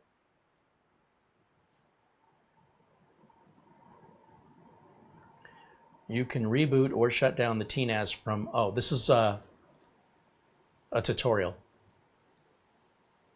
So you can reboot it here through the OS, as you can with Synology and ASUS Store and QNAP. And this button here, you can quickly access your apps. Next. All of the necessary backup tools. Next. You can create users, allocate permissions. Oh, the gear, of course. Interfaces, blah, blah, blah. That's all your settings. Useful tools over here. Try it now. Okay, we need to create a volume. So it's walking us right through all of the steps, which is what I was hoping for. So create a volume on a new storage pool. Yeah. Where our disks 1 through 8 are all 4 terabyte. You'll see the FICWAT drives are 4, and the team group show it 4.09. That's interesting. Don't care though. Right here, free space is 28 terabytes. What's the blue mean? Redundancy. So we're going to lose only 1 drive in redundancy. I don't know how that math works, but I'm good with it. 28 terabytes total space. Yes, please. All the data will be erased on all these drives. Good. When the workload is high, the NVMe SSD will generate a lot of heat. In order to keep your data safe and prolong the service life of your SSD, it's recommended to install a heatsink. Oh, now you tell me? Well, we already did that. All right, we can give this volume a description. That's optional if you want to. I don't want to put a description on it. It looks like we're at 24,462 gigabytes, which is 28. It's the same. It's just calculated differently. We want to use the max amount. We don't have to hit the max button because it defaulted to the same number. If we do hit the max button, it won't change, right? Because we're already at the maximum. Next, do we want to enable hyperlock worm file system? What does that mean? Hyperlock worm is a file system that writes multiple times at once and can be used to store sensitive data or files that are not allowed to be modified according to regulatory requirement. Oh, no. No, no, no, no. So this is for compliance in things like FINRA, financial, or HIPAA, stuff like that. This adds complexity to your data configuration and backup. And if you require it, then you require it. But if you want it, you and I can't be friends. I don't want that. So we're going to hit next. Okay, BTRFS or ext4. It's defaulting to BTRFS, Butterfuss, or B-tree file system. Yes, that's what I want. So we're just clicking next all the way through this. Okay, so here's our settings, right? You want a big, 1 large volume at this size using these disks with this file system. Yes, that's what I said. Confirm. Now it's going to work, and it's going to do that job that we just detailed.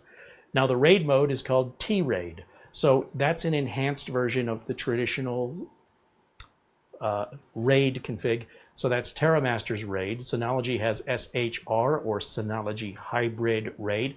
QNAP has something, ASUS has ASUS Store, which is different from ASUS. I mean, they're the same company, but different divisions. ASUS Store has their version.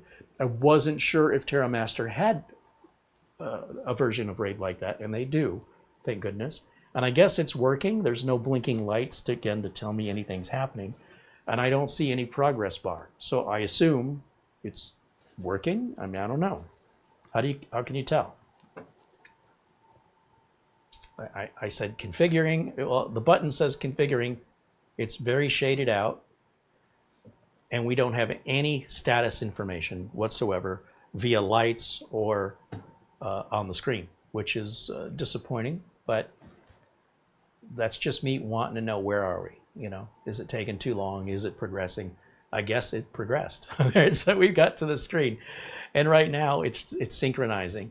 Now the synchronization can take a while, but you can continue to use the NAS. You don't have to wait for this to finish. This will run in the background. It'll let you know if there's any problems. Otherwise, you can, check on it tomorrow. Actually, if we had this big of a storage array with hard drives, because of their limited speed by comparison, this might take 20 hours. On an NVMe NAS with 8 drives, this might take maybe an hour or less. In the meantime, we're done. Like, that's it. So now, now that we've created a volume, we can close all this. Oh, it's telling me my username or password length sucks. Whatever, you know, that's nice. I'm glad it told me. So at least I don't know. I can't say, you know, I'm a victim because I couldn't be bothered to secure those things, right? That's on me now. Now I know if I leave it that way and I get hacked, it's my fault, all right? I was told. I can't claim that I didn't know. So the desktop on the TOS is a Tiger, which is much more I prefer to look at this than the pug, that ugly dog they used to have on TOS 5. Now we have some kind of a leopard or big cat. Okay, now I want to create the share. So for users, for me personally, I would share this in a traditional network scenario with no internet access.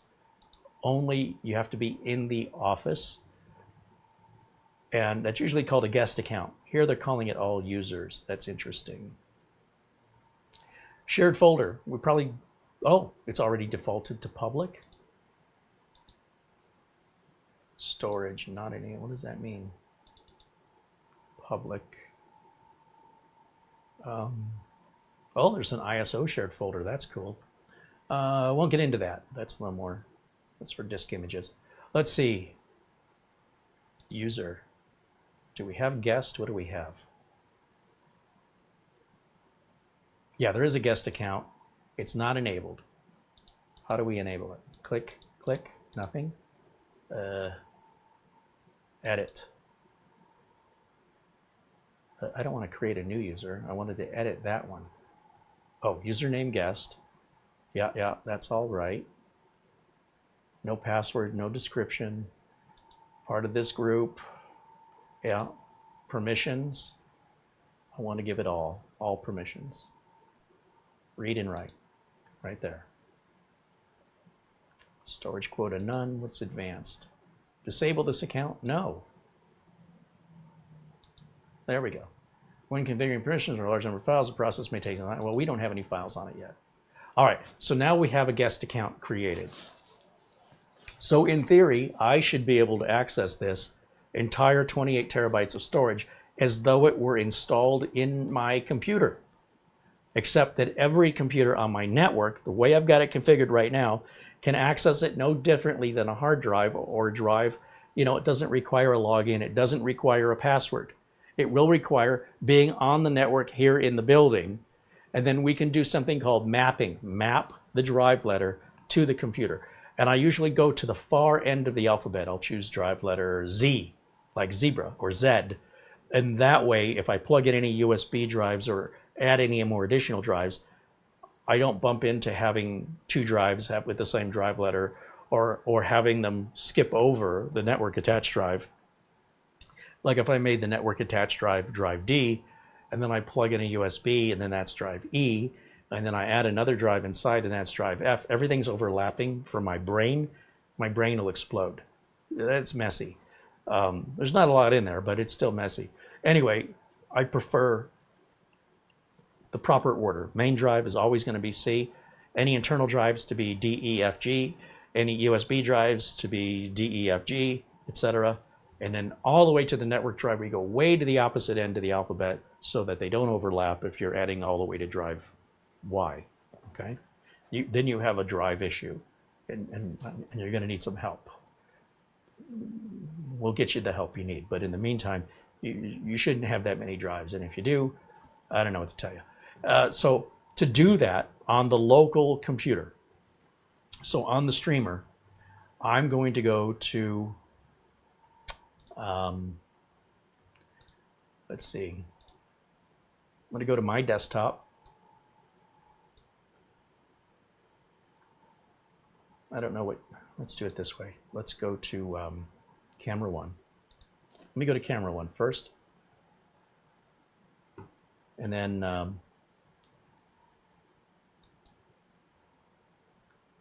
minimize my browser. And I'll minimize, I don't need that TNAS app running anymore, so I'm going to close that TNAS app assistant that we downloaded, because we just needed it to find the NAS. Now that we found it, ooh, and there's heat coming off the top of this thing. Now that we found it, I know where it is now. And when I map the drive letter to it, I won't need to find it again unless I need to log in. And I can always ping the drive letter in a command prompt to see what the IP address is.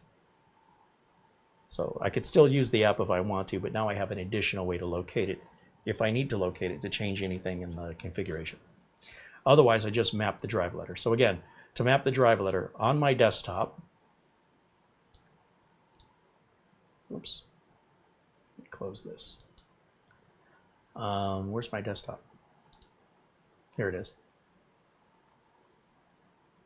Let's go to screen capture again, or is it window capture? Properties. Yeah, I don't think it sees the desktop as a window. That would be a full screen capture that I want. So I'm going to click on the My Computer icon. All right. And then I'm going to capture that window because that's a window.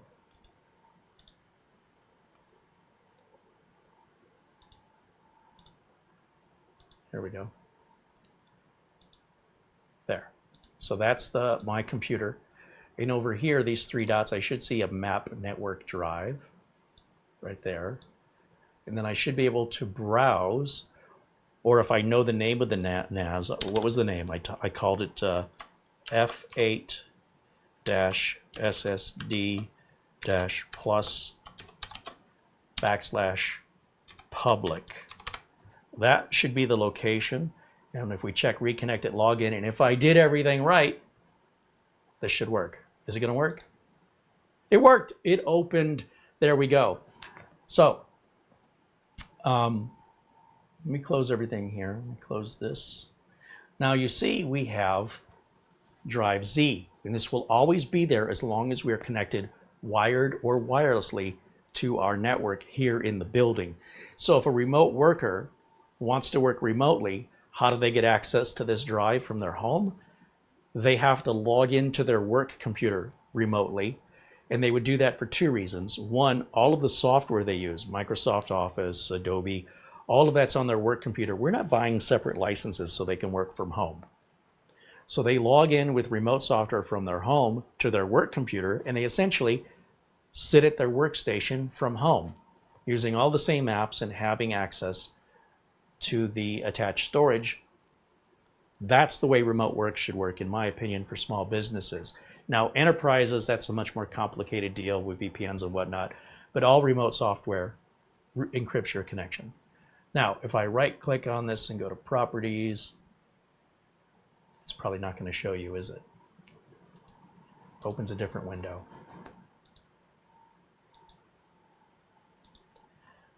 That is our network drive with, where did it go?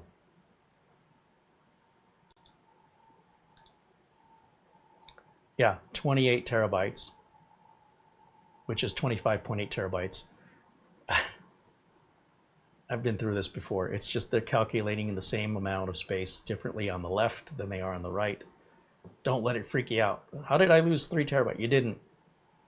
It's completely empty and available for us. And we can copy and paste files no differently.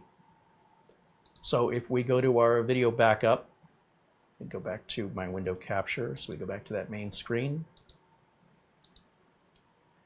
I have a local drive, drive D, that's my video backup. It's all my live streams I record. So if I want to back these up, right, depending on how many we've got, I'll just grab a couple of them here, right click and choose copy, and then I'll go back to, or just over to the Z drive.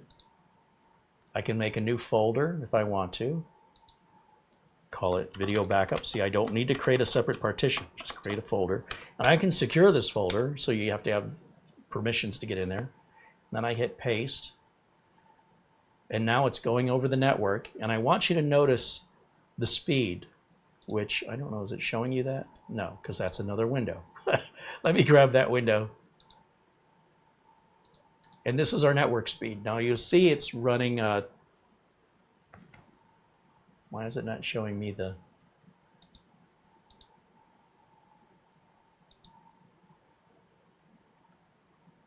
progress bar? It's not showing it to you. That's weird.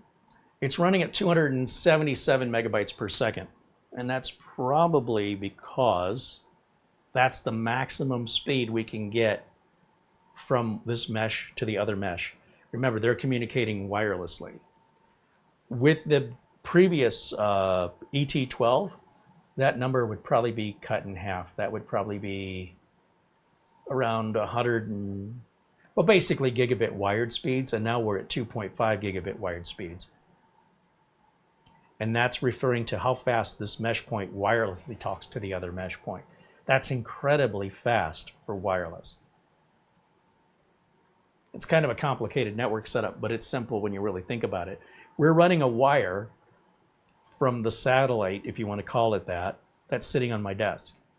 And we're running that wire, it's an Ethernet patch cable essentially, from the back of that to the back of the NAS. And then that is talking to the main unit, the parent unit, which is in the other room. And it's doing it at 2.5 wired gigabit speeds, completely wireless in what we call the backhaul. So that also means I can connect to this unit wirelessly, and I'll be limited by the speed of my wireless connection, which is completely different from the wireless connection that the units are using to talk to each other, referred to as the backhaul.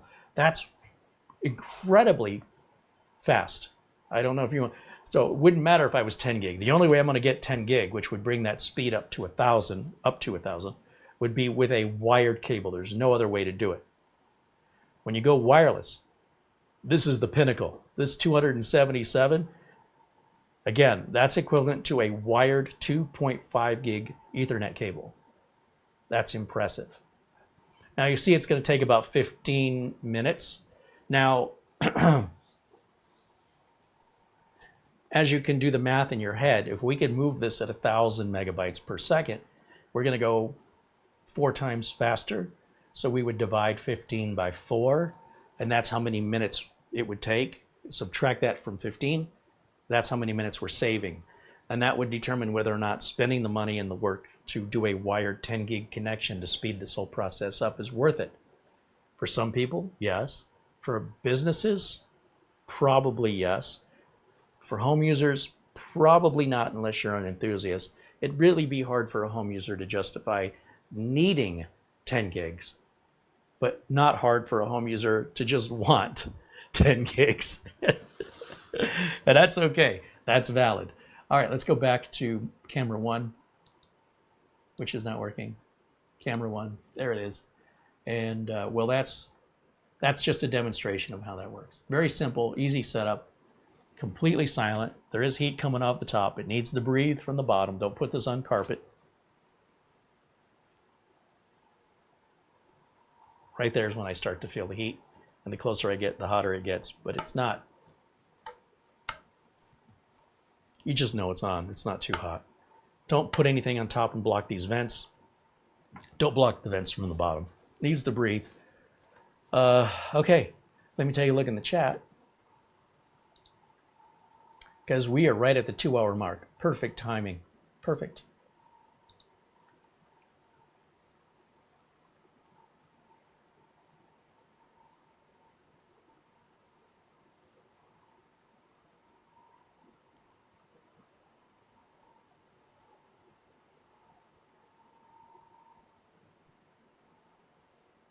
Is there a latency? Well, there's always going to be a latency on a network, right? And so the latency will depend on, how you're measuring it. You might measure it in milliseconds. You might measure it in microseconds, depending on what your needs are. Because this is going over the network, latency will be determined upon the network cable, the network switch, the router, and the NAS itself. So whatever latency I experience may not be the same latency that you experience. But I can tell you actually moving data on this is faster and quieter than a traditional hard drive based NAS, mechanical drive based NAS, because hard drives are limited to maybe 200 megabytes per second, where we're doing 1,000 out of each one of those NVMe drives times 8.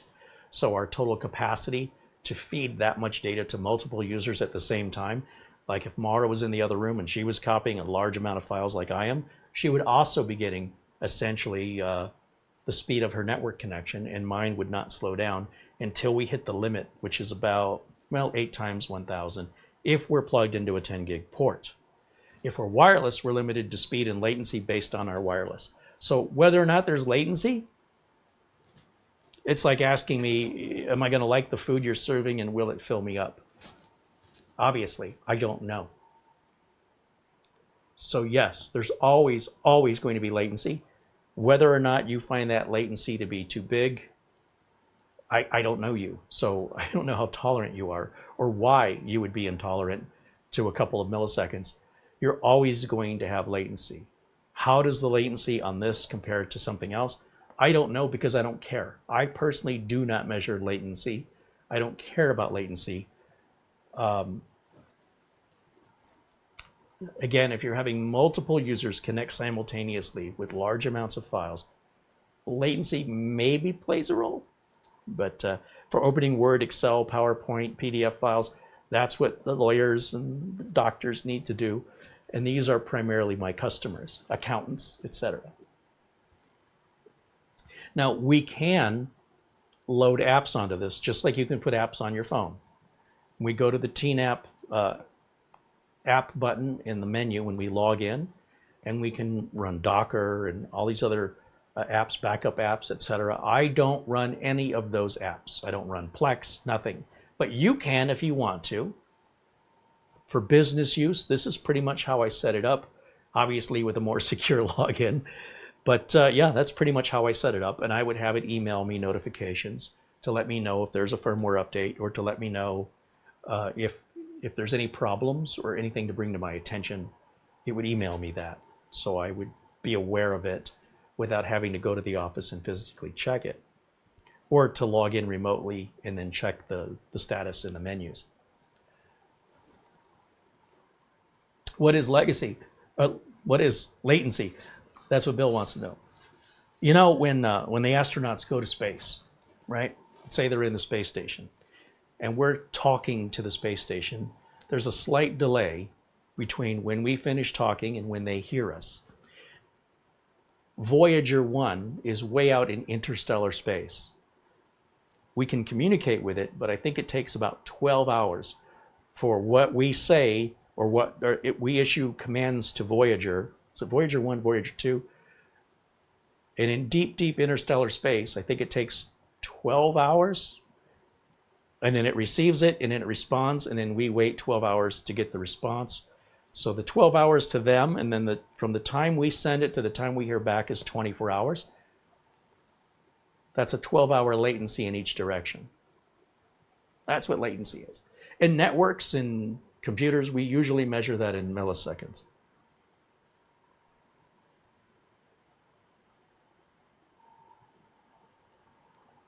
Frankie B says, great work. Thank you, Frankie. Icarana says, I can't imagine owning that type of NAS and not using it with 10 gig. Well, the good news is it's a 10 gig port on the back. It's Ethernet. It's not SFP Plus. It's downward compatible. But even if you ran this at 10 gig, you're not going to get 10 gig out of it. It's just, it can't. It's not all there yet. In fact, I'm not aware of a single NVMe SSD NAS on the market that can saturate the 10 gig bus. However, you could still go 3 times faster than, a 2.5 gigabit network. So there's that. It really depends, for each person to decide. Somebody might say, I would not buy a Dodge Challenger with a V6 engine. If I'm going to buy a Dodge Challenger, it's got to be an 800 horsepower Hellcat. Okay, I mean, that nobody needs that. People want that. When it comes to 10 gig networking, primarily where it's useful is in an office where a lot of people are accessing the NAS simultaneously, and each one's at 2.5, and they can get their full 2.5 at the same time, up to 3 of them will not be interrupted or slowed down by anybody else.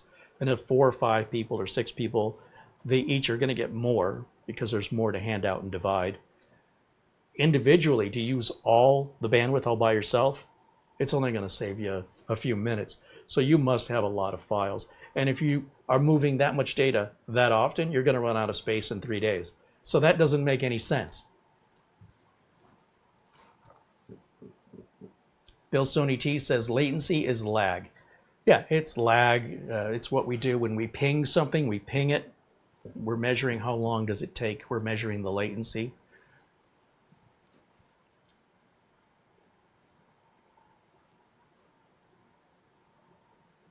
All right, we're right here, just a little over 2 hours. I'm going to go ahead and start wrapping things up. But if you have any final questions for me, I'm happy to take them now.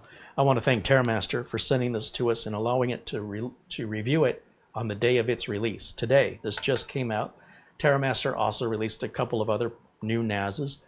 They've got a new, I think it's the 424 Max, which is the regular 424 we've already reviewed, enhanced. They've got enterprise level NASs that came out today for big size businesses. We don't review those. That might be something, serve the home, that Patrick would probably be, that's his wheelhouse. This is my wheelhouse. Overall, we've already reviewed the QNAP, right? The QNAP lays flat. It's about the same size. QNAP only holds 4 drives. That's it. So 4 times 4 terabytes each. We're only getting 16. You lose 1.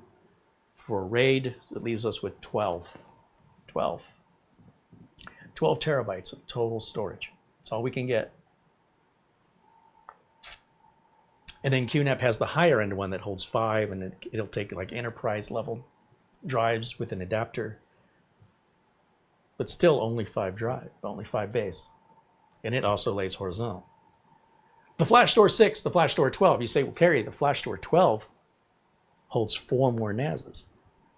Or 4 more NVMe drives, sorry. So wouldn't that be better? Well, it's slower. The data transfer, well, the FlashStore 12 does have a 10 gig port. FlashStore 12, first of all, is this big. It's easily 2 to 3 times the size of this. It's the same price. I think it's $100 more. $799 for the FlashStore 12, I think. And the FlashStore 12, the bandwidth, it only has 10 channels. So when you add 2 more drives, where do those drives get their 2 additional lanes or channels for data throughput? It has to bounce between the 2 of them. So that it's a weird way they did it because of the processor they put in it. They put a faster processor in it, then you have more heat. Then when you have more heat, you've got to add more aggressive cooling. Then you've got all the heat of all 12 drives. Essentially, you're running into a unit that's louder and slower because the processor in this is better. So each one of the competitors has pros and cons, as this does. Okay, so when it comes to what you're getting for the money, I think this is a better overall bang for the buck. I like the QNAP. I've deployed them at 2 of my clients. We had one of the team group drives fail. It was really weird. They've been running, maintaining themselves perfectly. No complaints. The FlashStore 6, I was using that drive, that NAS personally, and we had some issues with it disconnecting, and it seems like through firmware updates it's been fixed and it's settled down.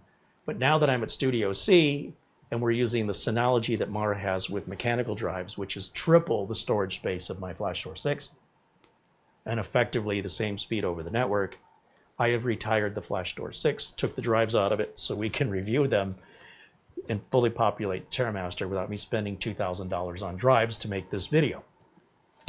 When this video is done, I don't anticipate we will use this, only because tomorrow we're going to finish our review and demonstrate the Synology 923 Plus, which is mechanical drives, which will have, like, instead of 28 terabytes, they'll have more than twice that storage for a fraction of the price because the mechanical drives are cheaper than the NVMe drives.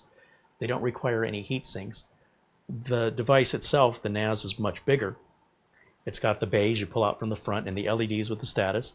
And it's got a 10 gig networking upgrade port that we're going to put in tomorrow.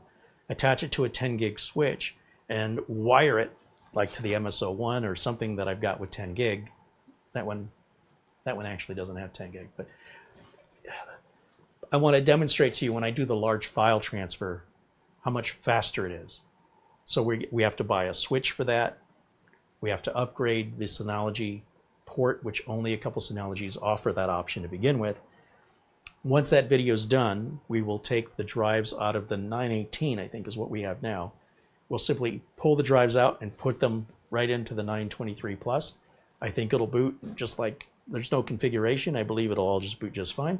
And we'll connect it to a 10 gig switch in the office.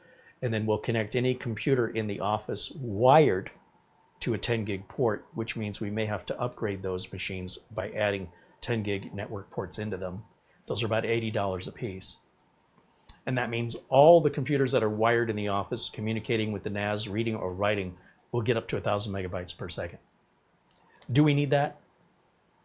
No. It's going to save, a 10-minute transfer will take 2 minutes. Oh boy.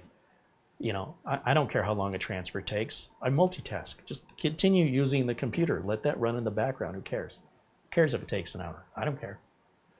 But it depends on your needs, right? So this will likely stay configured. I don't want to take all the heat sinks off and take it all apart. And we'll revisit it. And we might find a use for it here, but I intend to revisit this unit. But it's very compact, much smaller than the Synology traditional, or any traditional NAS that takes drives, because the drives are physically larger, the drives are slower, and the drives are much cheaper for capacity, with larger capacity possible than what this can do. Pros and cons. Pros and cons. Which one has the most value for your needs? Or maybe you don't need one at all. I don't know. The good news is, even though we set everything up at 10 gig in the office, this unit's going to communicate with the other unit at 2.5, so I'm still going to get 2.5 here, assuming I'm plugged in to a computer that has a 2.5.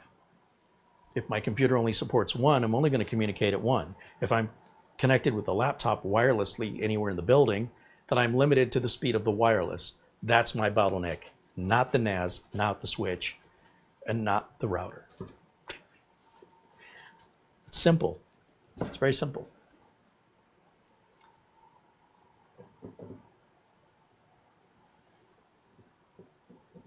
Brian Woodley says, thank you for another great broadcast. Thank you, Brian.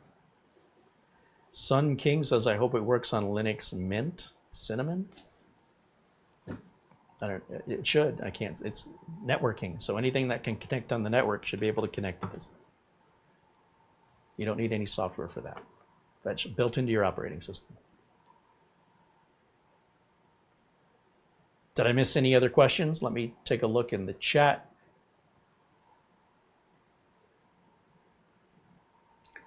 I think I caught up. Oh, I haven't checked my phone this whole broadcast, have I? Let's do that real quick. I'm running a little late, but that's okay. The hard work is done.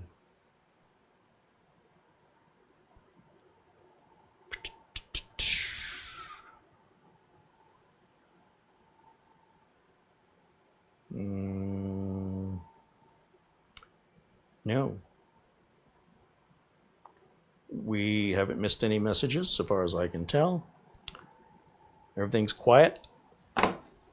Excellent. All right, thanks to all the members for joining us. Thanks to our friends at Acronis, the cloning and backup software that I use to back up the machines and clone to new drives. I would use Acronis to back up, say, this computer over the network to the NAS. So it has multiple purposes to protect your data. 30% off is offered throughout the end of the year. Coupon code in the video notes below this video. There's $100 off this TerraMaster today. They said to the first 100 buyers, I'm assuming it's still there. $100 off, pretty significant. If that's a value at retail price, it's a better value at $100 off. Just know what you're getting into, know how much the drives are. You don't have to fill it all up if you don't want to, or if you can't afford to. You can just put 3 in there. Or you could put 1 in there, I guess. What else? Our friends over at RoboForm, the password manager, offering you guys 30% off for new customers only. and that link is in the video notes. You must use our link. VIP CDK deals. Our friends that offer Windows license keys and Microsoft Office keys at a significant discount, guaranteed to work. I'm just trying to save you guys money. I'm not trying to sell you the products, okay? It's not my job, not a salesman. We all need Windows licenses. We all need Office licenses. Where can we go to save money that's reliable, that we're not going to get ripped off with some scammer? Where can I get good backup software? Where can I get a good password manager that's secure and trusted? These are what I use in real life for me and my customers. And I've reached out to these companies and other companies, but these are the only ones that agreed to work with us. And the condition is they have to offer you a discount or we don't work with them. So show a little love to Acronis, show a little love to RoboForm. Save your money. You don't need to experiment around. If you want to, they all have free trials. You can decide for yourself if it's right for you. With regards to the TerraMaster, again, I'm not selling it. This is a product overview and an introduction, so you understand what it is, how it works, some examples of why it would be used, what it'll cost, how to configure it and use it. This is all this is. If you think you're drooling over this, great. And if you think, I don't see any purpose for this, that's fine too. That's what I do here. Product introduction. That's it. There shouldn't be any surprises if you choose to buy this. You should know exactly what you're getting after watching this video, and you should be completely happy with your purchase. If you buy from Amazon, you know you have a 30-day return window, and you can return for any reason. So if you're just on the fence about it, buy it. Get that $100 off. If you don't like it, you have 30 days to return it back to Amazon and get a full refund. Shipping's free back, at least if you're an Amazon Prime customer for sure. No risk is involved. So that's all. That's it.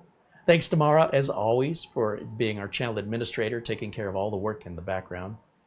And Bill wants to know how this is doing. Go back to the beginning of the video. We talked about this right at the beginning. Thank you so much for hanging out and joining us. Thanks to all our members, our Super Chat contributions, Amazon gift cards, any way that you support the channel, so we don't have to be a corporate spokesperson and be told what we're allowed to say and read scripts and what products we have to review and when we have to review them. And before you can see the review, we have to send it to them and they have to check it and make sure it's okay before we can show it to you. That's what other channels do. We don't do that here. Everything is real, live, and unscripted. So overall, everything went really smooth with this product. No real surprises. Heat sinks were kind of a pain in the butt. You do it once, it's done. That'll wrap it up for me for today. Thank you guys. Wait. We do have one final question. Brian Woodley wants to know, is there any difference in having a NAS over a bunch of separate drives other than the space used? So yes, they do make drives that are like Thunderbolt that connect directly to the back of the computer for ultra fast data transfers, for like video editors that don't want to keep moving the files back and forth. They want to work directly off the storage device. You can take a regular drive and plug it into a USB port if your router has one, and then use that and share it. But you'll get no data redundancy. With 8 drives, any of those 8 drives can fail, and what the RAID array does is it allows for there to be 0 data loss. 0. This will continue to run without limping with only 7 drives and 0 data loss. It'll send you a message, hey, you got a dead drive.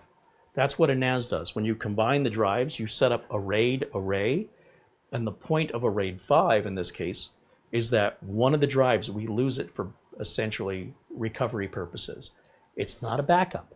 And the reason it's not a backup is because if the NAS dies, if somebody steals it, if the data gets encrypted on it because you downloaded some virus and it went over the network, and there's no password required to log into those, the way I set it up, it encrypts everything.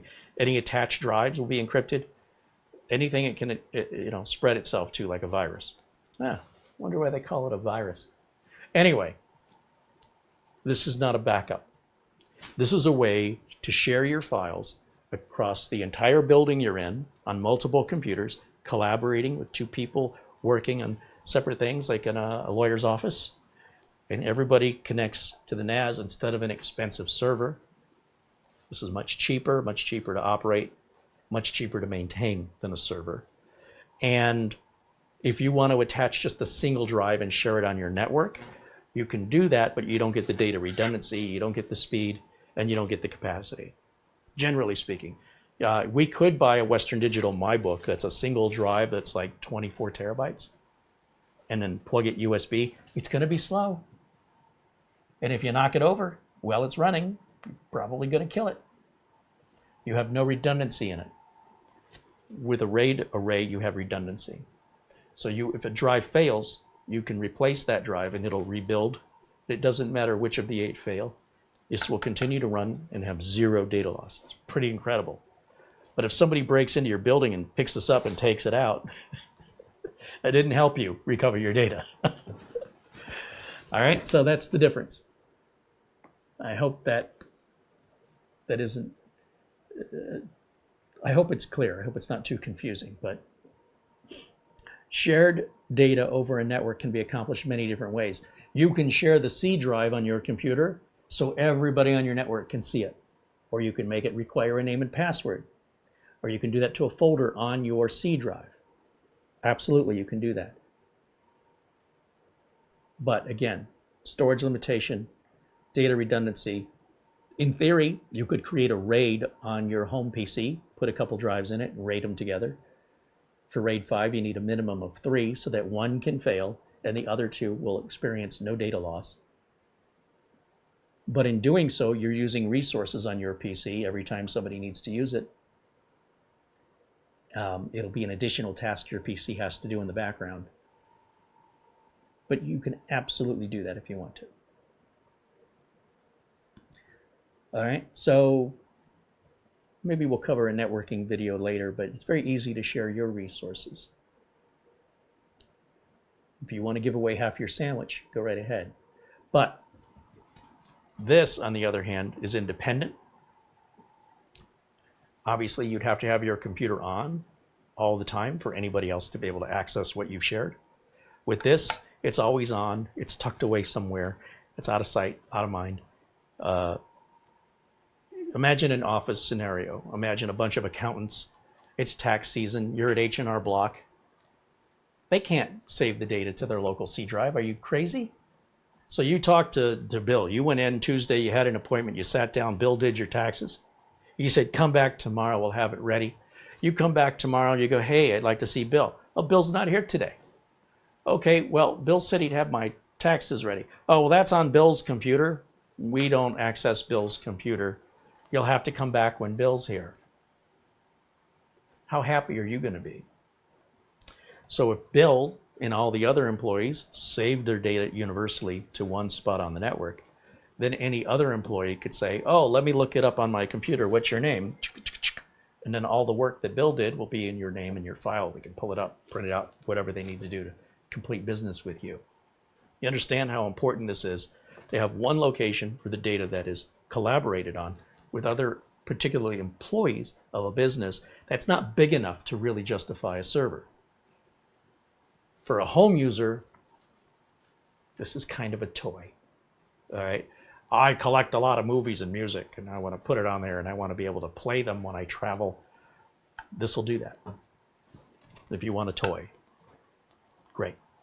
For us, I guess it's a little of both. It's a little bit of a toy as a YouTube content creator.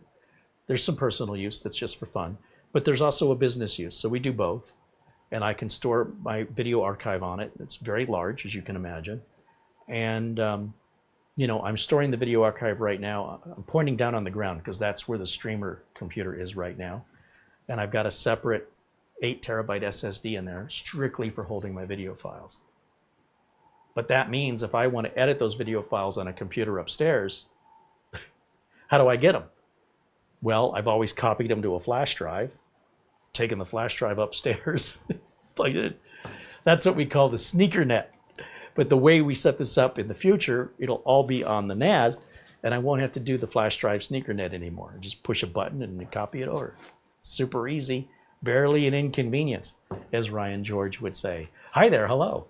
All right, that's gonna wrap it up for me for today. I hope this is clicking for people that are familiar. I do try to make this digestible, this technical stuff, I try to use analogies in ways that regular people can understand it, not be intimidated by it. And my hope is some of those regular people, non-technical people, will go, oh, I've needed one of those for years. I didn't know that was an option. And other people will go, I can't imagine why anybody would need that. But at least you'll understand what it is and what it does. And then based on that, you can decide if that would benefit you in any way. So there we go. Again, thank you to TerraMaster for sending us the unit. That $100 off is a limited time deal, just so you know. I don't make any commission off of it if you want to buy it. Actually, if you buy it from Amazon using our link, I think I make a little commission. But if you use the $100 off coupon, I make a little less commission. That's okay. I want you to save the $100. Don't worry about me. If you make any purchases with our Amazon link, we make a little commission. Nothing's different for you. Same prices, same everything. So we certainly appreciate it. But we don't know who you are. When you make a purchase, we have no idea.